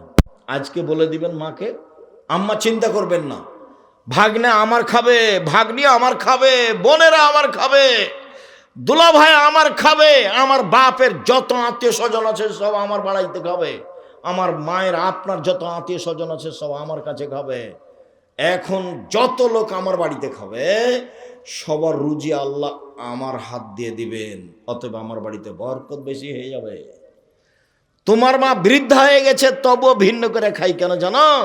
তোমার স্ত্রী তোমার মায়ের নাতি দেখলেই মন খারাপ, তোমার মায়ের ছেলের ঘরের মেয়ে দেখলেই মন খারাপ, আত্মীয় স্বজন দেখলেই মন খারাপ। তো তোমার বউ যদি খালি সারাদিনই মন খারাপ করে, তাহলে তোমার মা কেমনে তোমার সাথে থাকবে? তখন নিরুপায় বলছে, থাকো বৌমা, তোমরা অল্প করে রান্না করে খায়া থাকো, আমি আমার নাতি আসলে, আত্মীয় স্বজন আসলে আমাকে এই বৃদ্ধ অবস্থায় রান্নায় করাই লাগবে। কথা বুঝতে পারেননি? কেন তোমার মা রান্না করতে যাবে? মাকে ভাগ করেছো কেন? তোমার বউ কখন খাবার দেয় না দেয়, ভাগ কিসের? তোমার মা তোমার কাছে খাবে, খালি দিন রাত বলবো আম্মা আপনি আমার কাছে খান। কোথায় যাচ্ছেন আপনি? আমার কাছে খান। ভাগনা ভাগ্নি আমার কাছে খাবে, বোনেরা আমার কাছে খাবে, আমার বাপ মায়ের যত আত্মীয় স্বজন আছে সব আমার কাছে খাবে। রুজি কে দিবে? আল্লাহ দিবে। আপনি খালি বলে দেখেন, বরকত এমনিতেই হবে, হবে, কেউ বরকত ঠেকাতে পারবেন না। দূর প্রতিবেশী, নিকট প্রতিবেশী, এরপরে সাহেবিল জাম্বে, চলার সাথী, রাস্তাঘাটে চলার সময় মুখ খারাপ করতে হবে না। দেখেন না, গাড়িতে উঠলেই কন্ট্রাক্টর আর ওই প্যাসেঞ্জারের সাথে কত হুড়াহুড়ি, 2 টাকা নিয়ে। আর ভ্যানের তো আপনি দেখেছেন, আপনার রিক্সাটা আর একজনের রিক্সার সাথে লেগে গেছে, এই যে গালি দিল, বগুড়ার গাইবান্ধার ভাষায়, নাটোরের ভাষায় যে দিল, তারপর এটা একটু পরে আরেকজনের সাথে লেগে গেছে, তখন ও আবার একে দিল।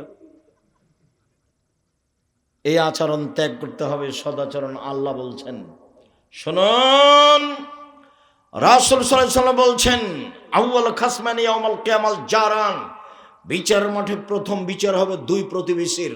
আব্দুল রাজ্জাক সাহেব, থামেন থামেন থামেন, আপনার বক্তব্য অবগত হয়েছি। প্রথমে বিচার হবে সালাতের, নামাজের। আজকে যে বলছেন 2 প্রতিবেশীর, জি, সালাত হলো কার হক? আল্লাহর। আল্লাহর হকে প্রথম বিচার হবে কিসের? সালাতের। আর প্রতিবেশীর হক, গন্ডগোল, হইচই, মারামারি, এগুলো কার হক? মানুষের, প্রতিবেশীর হক। এটা আল্লাহর কেন হবে? এই ছেলে, বান্দার হক। কি বুঝলে তুমি? প্রতিবেশীকে গালি দাও, দুই ভাই দুই প্রতিবেশী দুই দল করে। এই এক ভাই ওর স্ত্রীর সাথে গল্প করছে, থাম, সকালে কেমন করে তুই বের হইস, তোর রাস্তা বন্ধ করে দেবো। তখন কাঁটা দেখে দিয়েছে, ওর বাপ ভাগ করে দিয়েছে, ওদিক ওর ছোট ভাইয়ের এদিকের, তাকে আসতে হবে কোন ভাগ দিয়ে, ওর ভাইয়ের জমি দিয়ে আসতে হবে। তখন সকালে উঠে কি করেছে, কাঁটা মেরে দিয়েছে। দল করো না, বুঝেছো, দল সংগঠন করো না। এগুলো হলো পশু প্রাণীর জীবন, গরু ছাগলের জীবন, কুকুর স্ত্রীগুলোর জীবন, হায়ানার জীবন। দিন মজুরি করে খাও, ভালো। চাকরি করো, ভালো। ব্যবসা করো, ভালো। আরেকটা পথ আছে, সেটা জায়েজ তবে ভালো নয়, সেটা হলো ভিক্ষা করা। এটা উপার্জন, ভিক্ষা করা উপার্জন, কিন্তু এটা পছন্দ নয়। এসব পথে আসেন। আর হাটে বাজারে যাবেন, দোকানে যাবেন, আসসালামু আলাইকুম, আহমদ লবণ আছে? জি আছে, 1 কেজি লবণ দাও। আহমদ মরিচ আছে? জি আছে, 200 কাঁচা মরিচ দাও। নেওয়া হয়েছে টাকা, আসসালামু আলাইকুম, গেলাম। এর চেয়ে বেশি দাঁড়াবেন না এতে দোকানপাটে, মাতাব্বরি করবেন না। দোকানের সামনে বসে এই যে গল্প, গাঁজাখুরি, বদনাম, গীবাত, ল্যাংটা মেয়ে দেখা, এসব নোংরা আচরণ ত্যাগ করতে। বক্তব্যের সাথে মুনাফিকি করবেন না, বক্তব্যের সাথে মুনাফিকি করে নিজেকে সফল মনে করিয়েন না। একরাহুল কালাম বাদ আলী শায়ে, একরাহুল নাও কাবল আলী শায়ে। আল্লাহর নবী এশার সলাতের পরে কথা বলা ঘৃণা করতেন, এশার সলাতের পরে কথা বলা ঘৃণা করতেন, এশার সলাতের পূর্বে ঘুমিয়ে যাওয়া ঘৃণা করতেন। বুখারী মুসলিম। এশার সলাতের পূর্বে ঘুমিয়ে যাওয়া ঘৃণা করতেন। আচরণ নবীরটা নিতে হবে, পশু প্রাণী নিয়ে কোনো লাভ নেই। তোমার মাই তোমাকে খাবার দেয়, তুমি আরেকজনের সাথে গল্প করো কেন? পড়ো, ঘুমিয়ে যাও। রাত 10টায় ঘুমিয়ে যাবেন। যারা পড়ো ছেলেরা, তোমরা 10টায় ঘুমিয়ে যাও, 2টায় উঠো, বাকি টাইম পড়ো, তাহলে পড়া বেশি মুখস্থ হবে। 10টায় ঘুমিয়ে যাও, রাত 2টা 3টায় উঠো, অজু করে 2 রাকাত সালাত আদায় করে পড়তে বসো। তুমি ফজর পর্যন্ত 5টা 5:30 পর্যন্ত পড়ো, অন্তত 8 ঘন্টার সমান পড়তে পারবা। তখন থেকে মস্তিষ্ক ঠান্ডা, পরিবেশ থেকে নিরিবিলি। 10টার সময় ঘুমিয়ে যাবো, বাড়িতে কারফিউ জারি থাকবে, 44 ধারা জারি, পেরেছে নাই উবের, কেউ কথা বলতে পারবে না। টিভি তো বহু দূরের কথা, কোনো গল্প নেই। মোবাইল ব্যবহার হবে না, মোবাইল দিয়ে বাড়িকে জেনাই সয়লাভ করো না। সম্মানিত দিনী ভাই বোন, শুনুন, রাসূল সাল্লাল্লাহু আলাইহি সাল্লাম বলছেন, শোনো পৃথিবীর মানুষ, প্রতিবেশী যদি তোমার দেওয়ালে একটা কাঁটা গেড়ে রশি লাগিয়ে কাপড়টা শুকাতে চাই, তাহলে তুমি বলো না, কাঁটা গাড়িয়ে না, আমার দেওয়ালটার ক্ষতি হয়ে গেল, দেওয়ালটার ক্ষতি হয়ে গেল, সাবধান, বলতে পাবা না। আল্লাহ রাসূল বলছেন, নিষেধ করতে পাবা না প্রতিবেশীকে একটা কাঁটা গেড়ে দিতে। একবারে এইভাবেই এসেছে হাদিস। প্রতিবেশী একটা চাল উঠে ওখানে নিচে রান্না করতে চাচ্ছে, প্রাচীরটা আপনার, আপনি তখন বলছেন না না না না, কালি হয়ে যাবে, কালি হয়ে যাবে, কালি সহ কবরে যায়। এই চরিত্রই খারাপ, এই আচরণই খারাপ, সদাচরণ জানে না প্রতিবেশী কাকে বলে। প্রতিবেশীর সাথে এইভাবে থাকতে হবে, খালি মারামারি, খালি গন্ডগোল, খালি হইচই। আমাকে বলছে, আমাদের এলাকার দেবীনগরের চেয়ারম্যান হলো আমার ক্লাসমেট, শেষের দিকে বসতো। তো একদিন বলছে, আব্দুর রাজাক, তোদের গ্রামে যে তোদের বাড়ির ওখানে রাস্তা নিয়ে গন্ডগোল হচ্ছে, তো কী করবি?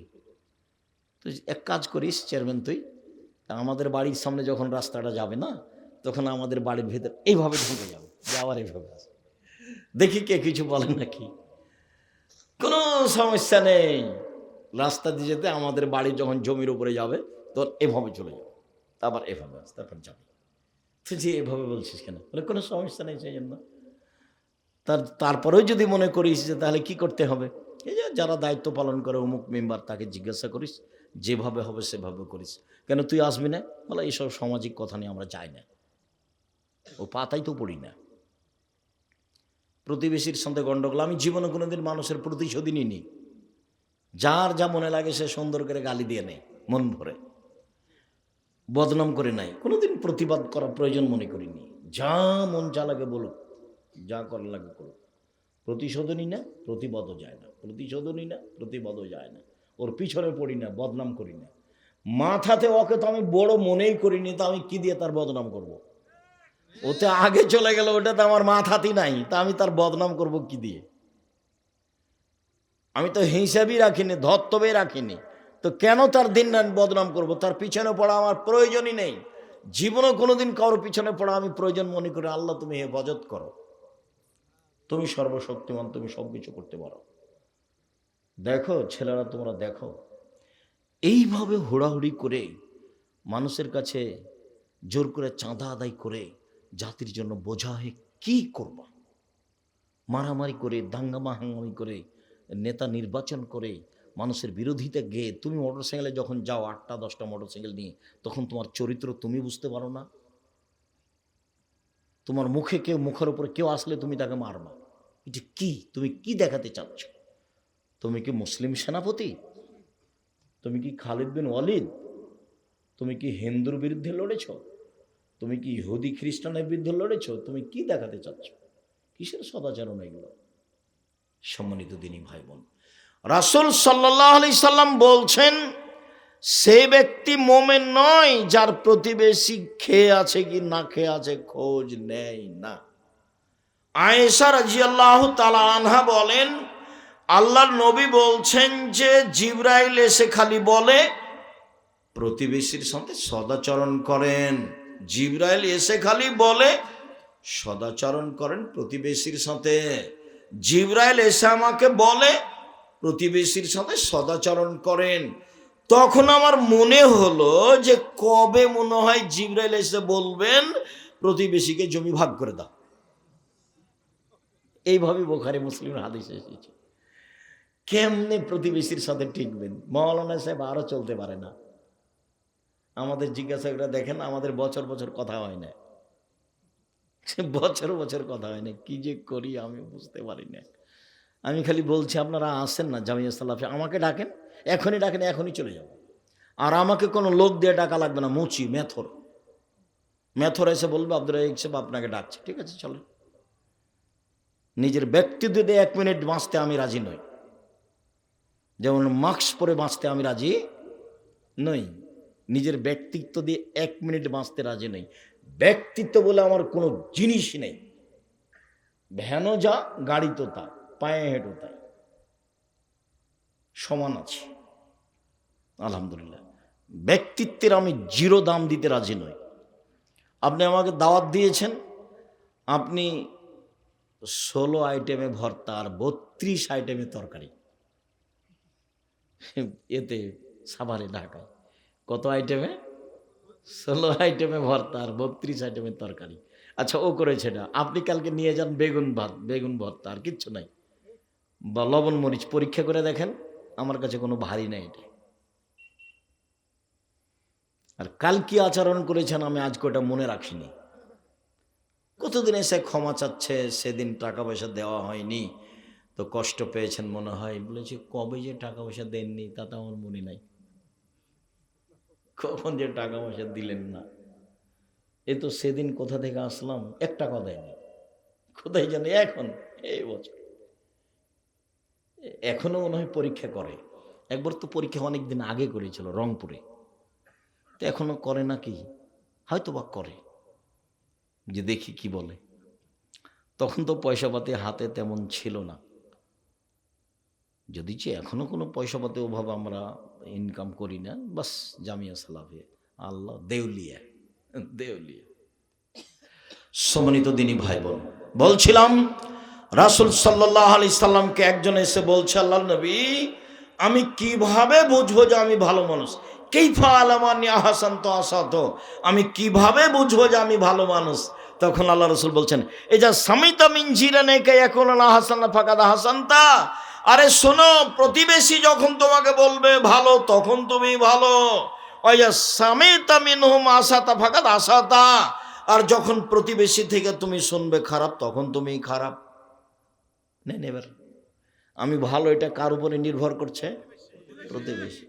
এই ভাষা কিন্তু আমার নয়, এগুলো মুহাম্মদ সাল্লাল্লাহু আলাইহি ওয়াসাল্লাম বলেছেন। সে জিজ্ঞাসা করছে, আল্লাহ রাসূল আমি যে ভালো মানুষ এটা আমি কি দিয়ে বুঝবো? বলে কি দিয়ে বুঝবা? প্রতিবেশী যেদিন তোমাকে বলবে ভালো সেদিন তুমি ভালো, প্রতিবেশী যেদিন তোমাকে বলবে খারাপ সেদিন তুমি খারাপ। একজন সাহাবী বলছেন, আল্লাহ রাসূল, ইন্না ফুলানাতা তুযকারু মিন কাসরাতি সলাতে ওয়াসসামি ওয়াসসাদাকাতি গায়রুল্লাহ তুজিরানাহা। অমুক মহিলা বেশি বেশি দান করে, বেশি বেশি সলাত আদায় করে, বেশি বেশি সিয়াম পালন করে, তবে মুখ দিয়ে মানুষকে কষ্ট দেয়।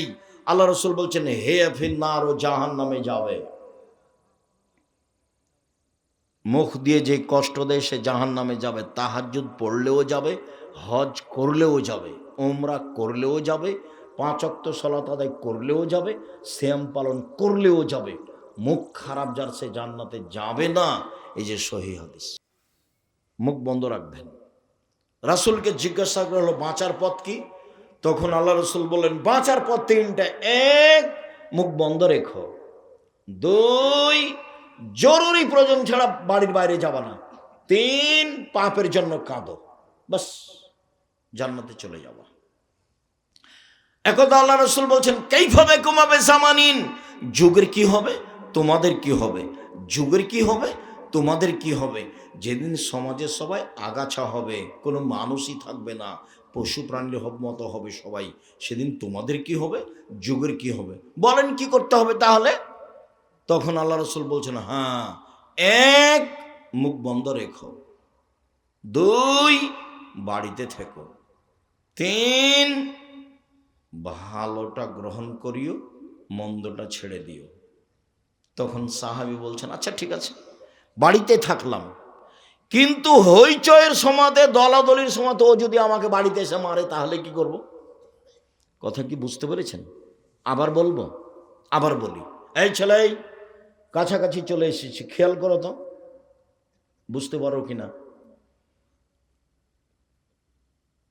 আল্লাহ রাসূল বলছেন, তোমাদের কি হবে, যুগের কি হবে, তোমাদের কি হবে, যুগের কি হবে। সবাই যখন আগাছা হবে, সমাজে কেউ ভালো মানুষ থাকবে না, খালি মারামারি করবে, হইচই করবে, সেদিন তোমাদের কি হবে, যুগের কি হবে। তখন সাহাবীগণ বলছেন, বলেন তাহলে কি করব আমরা, আপনি বলেন। তখন উত্তরে আল্লাহ রাসূল বলছেন, মুখ বন্ধ রেখো। 2, বাড়িতে থেকো, মুখ খুলব না, বাড়িতে থাকবা, বাইরে যাবা না। তখন সাহাবীগণ বলছেন, ঠিক আছে, মুখ বন্ধ রাখলাম, বাড়িতে থাকলাম, তো হইচয়ের সময় কেউ যদি বাড়িতে ঢুকে মারে আমাকে তাহলে কি করব? বুঝা গেল না কথা? এবার উত্তর কি দিয়েছেন দেখি। এখন আল্লাহ রাসূল বলছেন, ওই সময় আদমের 2 ছেলের ভালোটার মতো হবা। আদমের 2 ছেলের ভালোটার মতো, হাবিল আর কাবিল। কাবিল বলছে, এ হাবিল, তোকে মারবো রে। তখন হাবিল বলছে, তুমি আমাকে মারো মারো, আমি তোমাকে মারবো না। আল্লাহ রাসূল যদি আমাকে বাড়িতে এসে মারে আমি কি করব? তখন আল্লাহ রাসূল উত্তরে বলছেন, আদমের 2 ছেলের মতো হবা। কি? কাবিল বলছে, হাবিল, তোকে মারবো। তখন হাবিল বলছে, তুমি মারো মারো আমাকে, আমি তোমাকে মারবো না। এই যে কথা বোঝা যায় না? আল্লাহ রাসূল বলছেন যে মানুষ কিভাবে বেশি বেশি জাহান্নামে যাবে। সঙ্গী সাথী বলতে পারো, মানুষকে পিছন দিক থেকে ধাক্কা মারে জাহান্নামে নিক্ষেপ করে কি? সঙ্গী সাথী বলতে পারো, মানুষকে পিছন দিক থেকে ধাক্কা মারে জাহান্নামে নিক্ষেপ করে কি? এই কথা বলতে বলতে জিহ্বা, এই জিহ্বা মানুষকে পিছন দিক থেকে ধাক্কা মারে জাহান্নামে নিক্ষেপ করে। পৃথিবীর মানুষ, 2টা জিনিসের জিম্মেদারি নাও। আমি তোমাকে জান্নাতে নিয়ে যাওয়ার জন্য জিম্মেদারি নিলাম। কিভাবে জান্নাতে নিয়ে যেতে হয় সেটা আমার ব্যাপার।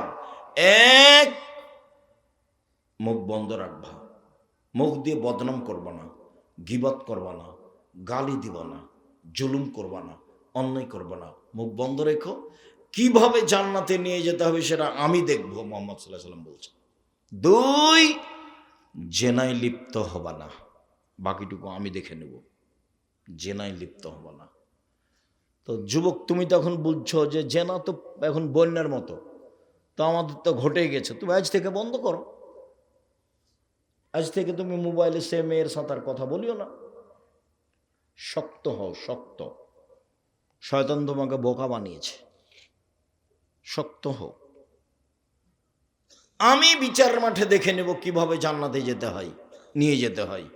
আল্লাহ রাসূল বললেন, শোনো, মহিলাদের জন্য জান্নাতের সব দরজা খোলা চারটা কারণে। এক, 5 ওয়াক্ত সালাত। 2, রমজান মাসের রোজা। 3, স্বামীকে মেনে চলতে হবে, তিতা লাগলেও মিঠা লাগলেও। আব্দুর রহিম, থামেন। আপনি যখন আমাদের ব্যাপারে কথা বলেন তখন আমাদেরকে একবার ধুইয়ে দেন। হ্যাঁ, সেইটা হতে পারে। আপনি তো জানেন না আমার স্বামীর কথা, ওর মুখখানি এত খারাপ যে ওর মুখের দিকে আমি তাকাতে পারি না। এটা হতে পারে। আপনার মুখ খারাপ কেন? আপনার মুখ কেন খারাপ? আপনি পুরুষ মানুষ, মুখখানি এত খারাপ কেন? মুখে অত অশ্লীল কথা বলেন কেন? আল্লাহ রসুল বলছেন, বউকে যে মানের খাও সে মানের খাওয়াবা। 1, 2, যে মানের পরো সে মানের পরাবা। 3, কটু কথা বলবো না। কটু কথা বলা নিষেধ। গালি দাও কেন? শ্বশুর বাড়ি যাওয়া বন্ধ করেছো কেন? বোকা ছেলে, শ্বশুর বাড়ি যাওয়া বন্ধ করেছো কেন? ঢং দেখাচ্ছ? তোমাকে শ্বশুর কি দিতে চেয়েছিল, দেয়নি, সে কথা তুমি রাগ করে বসে আছো। তোমার স্বভাব কেন অত খারাপ?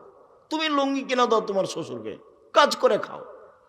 যৌতুক নিয়েছো কেন? সন্ধ্যা হতে হতে টাকা ফেরত দিবা। ভিক্ষা করে খাওয়া, শ্বশুরের কাছে যৌতুক নিবা না।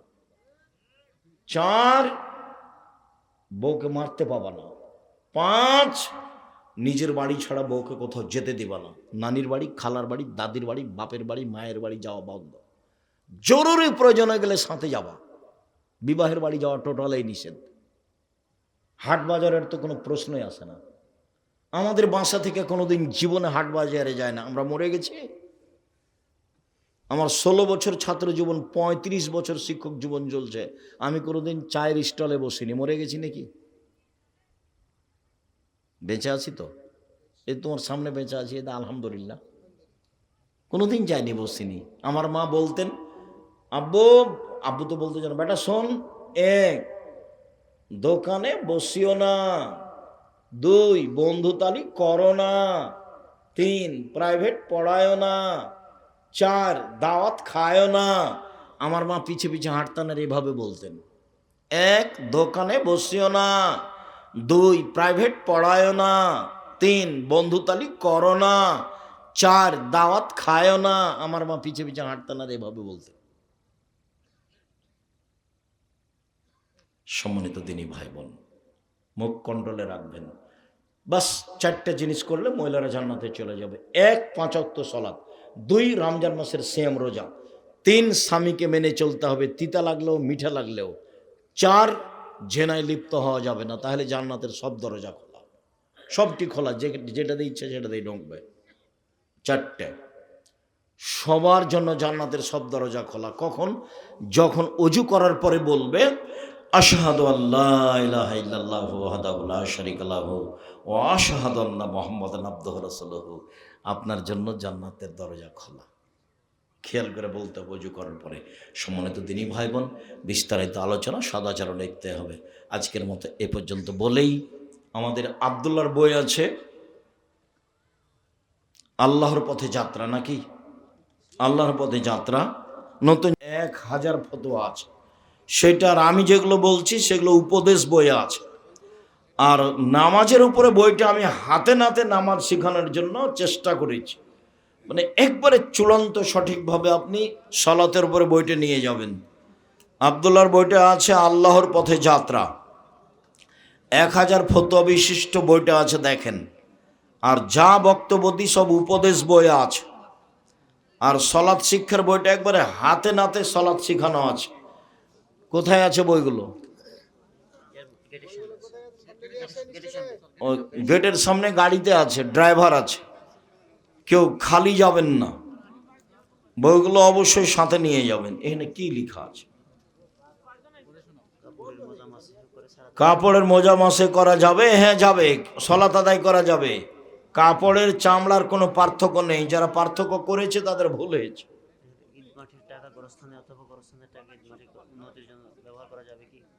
ঈদের মাঠের টাকা ও সলাতের জায়গা, ওটা কবরস্থানে ব্যবহার করা যাবে না। কবরস্থানের টাকা ওই ঈদগাহের মাঠে ব্যবহার করা যাবে। অসুস্থতার কারণে স্বামী বাড়ি থেকে বের করে দিলে এবং ছেড়ে দিলে স্ত্রীর এখন কি করণীয়? স্বামী যদি তালাক দিয়ে দেয় তাহলে আর কি করতে হবে? বাপের বাড়ি চলে যেতে হবে, ভাইয়ের কাছে গিয়ে থাকতে হবে। এই জন্য ভাইয়ের ডবল জমি আছে ভাগে, যে নিরুপায় হয়ে গেলে বোন কোথায় গিয়ে থাকবে? ভাইয়ের কাছে থাকবে। এনজিওতে ঘর ভাড়া দেওয়া যাবে না, ওই টাকা হারাম। একদিন অথবা দিনের কিছু অংশ সফর করলে কসর সালাতের বিধান কি? কসরের দূরত্ব নেই, যখনও বুঝবে যে আমি সফরে বের হয়েছি, কসরের দূরত্ব নেই। সালাতের বইটা পড়ো তোমরা, বিস্তারিত নিয়ম দেওয়া আছে। রাসূল সাল্লাল্লাহু আলাইহি সাল্লামের সালাত বনাম প্রচলিত সালাত, যখনও বুঝবে যে আমি সফরে বের হয়েছি, তখন বাড়ি থেকে বের হয়ে যেখানে টাইম হবে সেখানে কসর করবে। কোরআন তেলাওয়াতের পরে সাদাকাল্লাহুল আজিম বলা বিদাত।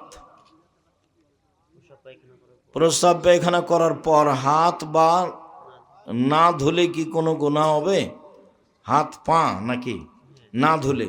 হাত তো মাজতে হবে পেশাব পায়খানার পরে, তারপরে হাত পা না ধুলে কোনো ওযু না করলে কোনো সমস্যা নেই। 7 দিনে আকিকা না দিতে পারলে আকিকা নেই, 7 দিনে দিনই দিতে হবে। অত চিন্তা করো কেন? একবারে মরতে বাকি আছে, কানা ন্যাংড়া কুরবানি করা, আকিকা দাও। এই কি কুরবানি? কুরবানি হলো তরুতাজা লাগে, মোটা লাগে, কান লাগে, চোখ লাগে, লেজ লাগে, পা লাগে, ঝকঝকে লাগে। আর আকিকা হলো টেরা কানা ছোট ল্যাংড়া, খালি মরতে বাকি আছে। 200 টাকা 500 টাকা কেন? আকিকা হলো জিম্মেদারি, আর কুরবানি হলো নেকি। কুরবানি কিসের কাজ? নেকির কাজ। আর আকিকা নেকির কাজ নয়, আকিকা হলো বাপের জিম্মেদারি, দায়িত্ব। ছেলের কেনা সম্পত্তি ছেলে মারা যাওয়ার পর ছেলের মা যতটুকু অংশের ওয়ারিশ হয়, ততটুকু সম্পত্তি ছেলের মা তার অন্য সন্তানদের না দিয়ে মৃত ছেলের নাবালক সন্তানদের দিতে পারবে কি? জি না, 3 ভাগের 1 ভাগ দিতে পারবে। ছেলের যেটুকু জমি ভাগে পেয়েছে এইটুকু যদি কাউকে দিতে চাই, যারা অংশ পাবে না তো সম্পূর্ণ দিতে পাবে না। কতখানি দিবে? 3/1। বুঝতে না পারলে পরে জিজ্ঞাসা করে নি। নামাজের আগে 2 রাকাত সুন্নাত যে নামাজ পড়তে হয়, সেটা যদি পড়ি তাহলে কি 5 ওয়াক্ত নামাজেই পড়তে হবে? না, যেসব সালাতের সুন্নাত আছে আগে, সেসব সালাতে তাহিয়াতুল ওযুও নাই, তাহিয়াতুল মসজিদও নাই। আর সুন্নাত আছে যেসব সালাতের, পড়তে পারলে ভালো পড়েন, না পড়তে পারলে কোনো সমস্যা নেই। সন্তান যদি মাকে টাকা দেয় এবং সেই টাকা মা দান করে দিলে কার সব হবে? মা বেটা দুজনেরই হবে। জাকাতের নগদ অর্থ, স্বর্ণালঙ্কার ব্যবসার অর্থ সবগুলো একত্র করে নেশাব ধরবো নাকি? জি না, ভিন্ন ভিন্ন। স্বর্ণ ভিন্ন, রূপা ভিন্ন, টাকা ভিন্ন। স্বর্ণের 7.5 ভরি স্বর্ণ সমপরিমাণ টাকা হলে জাকাত দিতে হবে। ব্যবসায়ী সম্পদ 52.5 তোলা রূপা সমপরিমাণ বা 7.5 ভরি স্বর্ণ পরিমাণ হলে জাকাত দিতে হবে। ওইটা ভিন্ন, এটা ভিন্ন।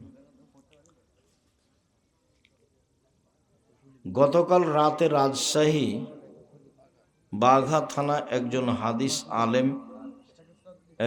হাদিস আলেম মাজার পূজার বিরুদ্ধে কথা বলায় ওই এলাকার মাজার পূজারীরা লাঠি, ইট, পাথর, জুতা দিয়ে সেই বক্তার উপর হামলা করে এবং বক্তা রক্তাক্ত হয়। এ ব্যাপারে আপনার বক্তব্য কি? আজকে তো কেউ মাজারের কথা বলছে, তার জন্য এই আক্রমণ। এমন একদিন আসবে, কেউ যদি না পারে, ঈসা আলাইহিস সালাম কোনো কবর রাখবেন না, সব একবারে ভেঙে একবারে একাকার করে দিবেন। সেদিন কি হবে? সেদিন শাহজালালের কবর থাকবে না। সেদিন কি হবে? সেদিন তোমার বাবা ঠেকাবে কবর। তো আল্লাহ নবী ভাঙতে বলেছেন, কবর পূজা করো কেন? কবর আল্লাহ রসুল বলেছেন ওকে ভেঙে সমান করে দাও, মাটি বরাবর করে দাও, আল্লাহ রসুলের আদেশ। তুমি কিসের ভালোবাসা দেখাও? যারা অন্যায় করেছে অন্যায়ের ফল তাকে ভোগ করতেই হবে। হোমসি খেলে একজন আলেমকে মারবো অত সহজ ব্যাপার নাকি? হিসাব আছে কিছু? ওই তো যারা কবর পূজা করে তাদের এটা, যেটা ওই যে ফেন্সিগঞ্জ চট্টগ্রামে না সিলেটে ঘটেছিল সেটাই। তুমি কবর পূজা করো, তুমি মনে রেখো যেদিন ঈসা আলাইহিস সালাম আসবেন সেদিন তোমার এই বাপের কবর ভাঙবেই। পৃথিবীর কোনো কবর থাকবে না, সব ভেঙে একাকার করে দিবে। সেদিন কবর ভেঙে একাকার করে দিবে, সেদিন তোমার বাবাকে দিয়ে ঠেকায় ও কবর।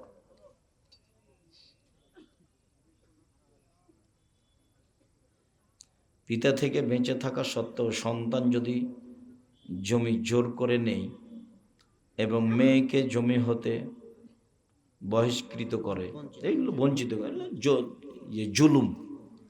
তোমার বাপ বেঁচে আছে, তুমি জমি নিবা কিসের? ঢং দেখেছে তুমি নির্বাচন করো, অবশ্যই তুমি কোনো দল করো, তোমার দলীয় দাপট আছে, এই জন্য তোমার চরিত্র এরকম, তোমার স্বভাব এরকম, তোমার স্বভাব খারাপ, তোমার স্বভাবই ভালো নয়। তোমার বাপ জমি দেয়নি, তুমি কাজ করে খাও, অন্য জায়গাতে ব্যবসা করো গা, এখানে মাতাব্বরি করছো কেন? তুমি কি ভাগ্য ছেড়ে এসেছো? ও ভাগ্য দেয়নি তোমাকে, তুমি বাড়ি থেকে চলে যাও, যে ঢাকায় কাজ করো গা, কাজ করে খাও, এখানে এসে হুড়াহুড়ি করছো কেন বাপের জমিতে? আমার বাপ মারা গেছে, আমরা মাটি দিয়ে জমি ভাগ করেছি, তারপরে রাতে খেয়েছি, যেন আমাকে পৃথিবীতে কেউ বলতে না পারে। আমি তো জমি চিনি, আমার ছোট ভাই জমি চিনেই না, প্রায় 17 বছর চলছে, আমরা জমি দেখিও না, খোঁজও নি না। আমার বোনের স্বামীরা খায়, আমার মা পছন্দ করতেন না, জিজ্ঞাসা করি না যে জমিতে কি আছে। তা আমরা চলছে না, বেঁচে নেই। বাপ বেঁচে আছে, বোনকে জমি দেব না, মারামারি করো কেন? স্বভাব কেন এত খারাপ? কোরবানির চাঁদ উঠলে কি নখ কাটার জায়েজ? না, নখ কাটা হবে না। ফজরের নামাজ মসজিদে পড়ে বাড়িতে এসে ইশরাক পড়লে সিয়াম কিয়ামের সব পাওয়া যাবে না। ইশরাক বাড়িতে হবে না, যেখানে ফজর পড়েছে সেখানেই হবে। আর না হলে তাহলে বাড়িতে চলে আসলে কি পড়তে হবে? চাস্ত 7:30, 8টা, 8:30 এরকম সময়। হাদিসের নামে জালিয়াতি, ডক্টর আব্দুল্লাহ জাহাঙ্গীর, বইটি ভালো, পড়েন, অনেক ভালো কথা আছে। লা ইলাহা ইল্লাল্লাহ মুহাম্মদ রাসূলুল্লাহ সহিহ হাদিস দ্বারা, লা ইলাহা ইল্লাল্লাহ মুহাম্মদ রাসূলুল্লাহর বর্ণনাটা জয়ীফ হাদিস, কিন্তু একে বলা হয় মানান সহিহ। এই অর্থে আরো বহু হাদিস আছে, যার কারণে লা ইলাহা ইল্লাল্লাহ মুহাম্মদ রাসূলুল্লাহ বলাতে কোনো সমস্যা নেই। আর নয়, আমার বয়স 22 বছর, বিবাহ করতে পারি না আর্থিক সমস্যার কারণে, করণীয় কি? বিবাহ করো, টাকা বেশি হয়ে যাবে, আল্লাহ রাসূল বলেছেন।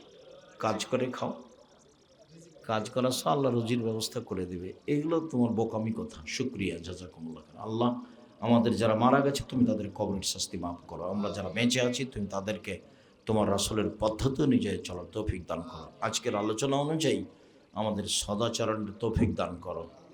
সকল দিনই ভাই বোনের কল্যাণ কামনা করে আজকের মতো কথা এখানে শেষ করলাম। সুবহানাকাল্লাহুম্মা ওয়া বিহামদিকা আশহাদু আল্লা ইলাহা ইল্লা আনতা আস্তাগফিরুকা ওয়া আতুবু ইলাইক। আসসালামু আলাইকুম ওয়া রাহমাতুল্লাহ।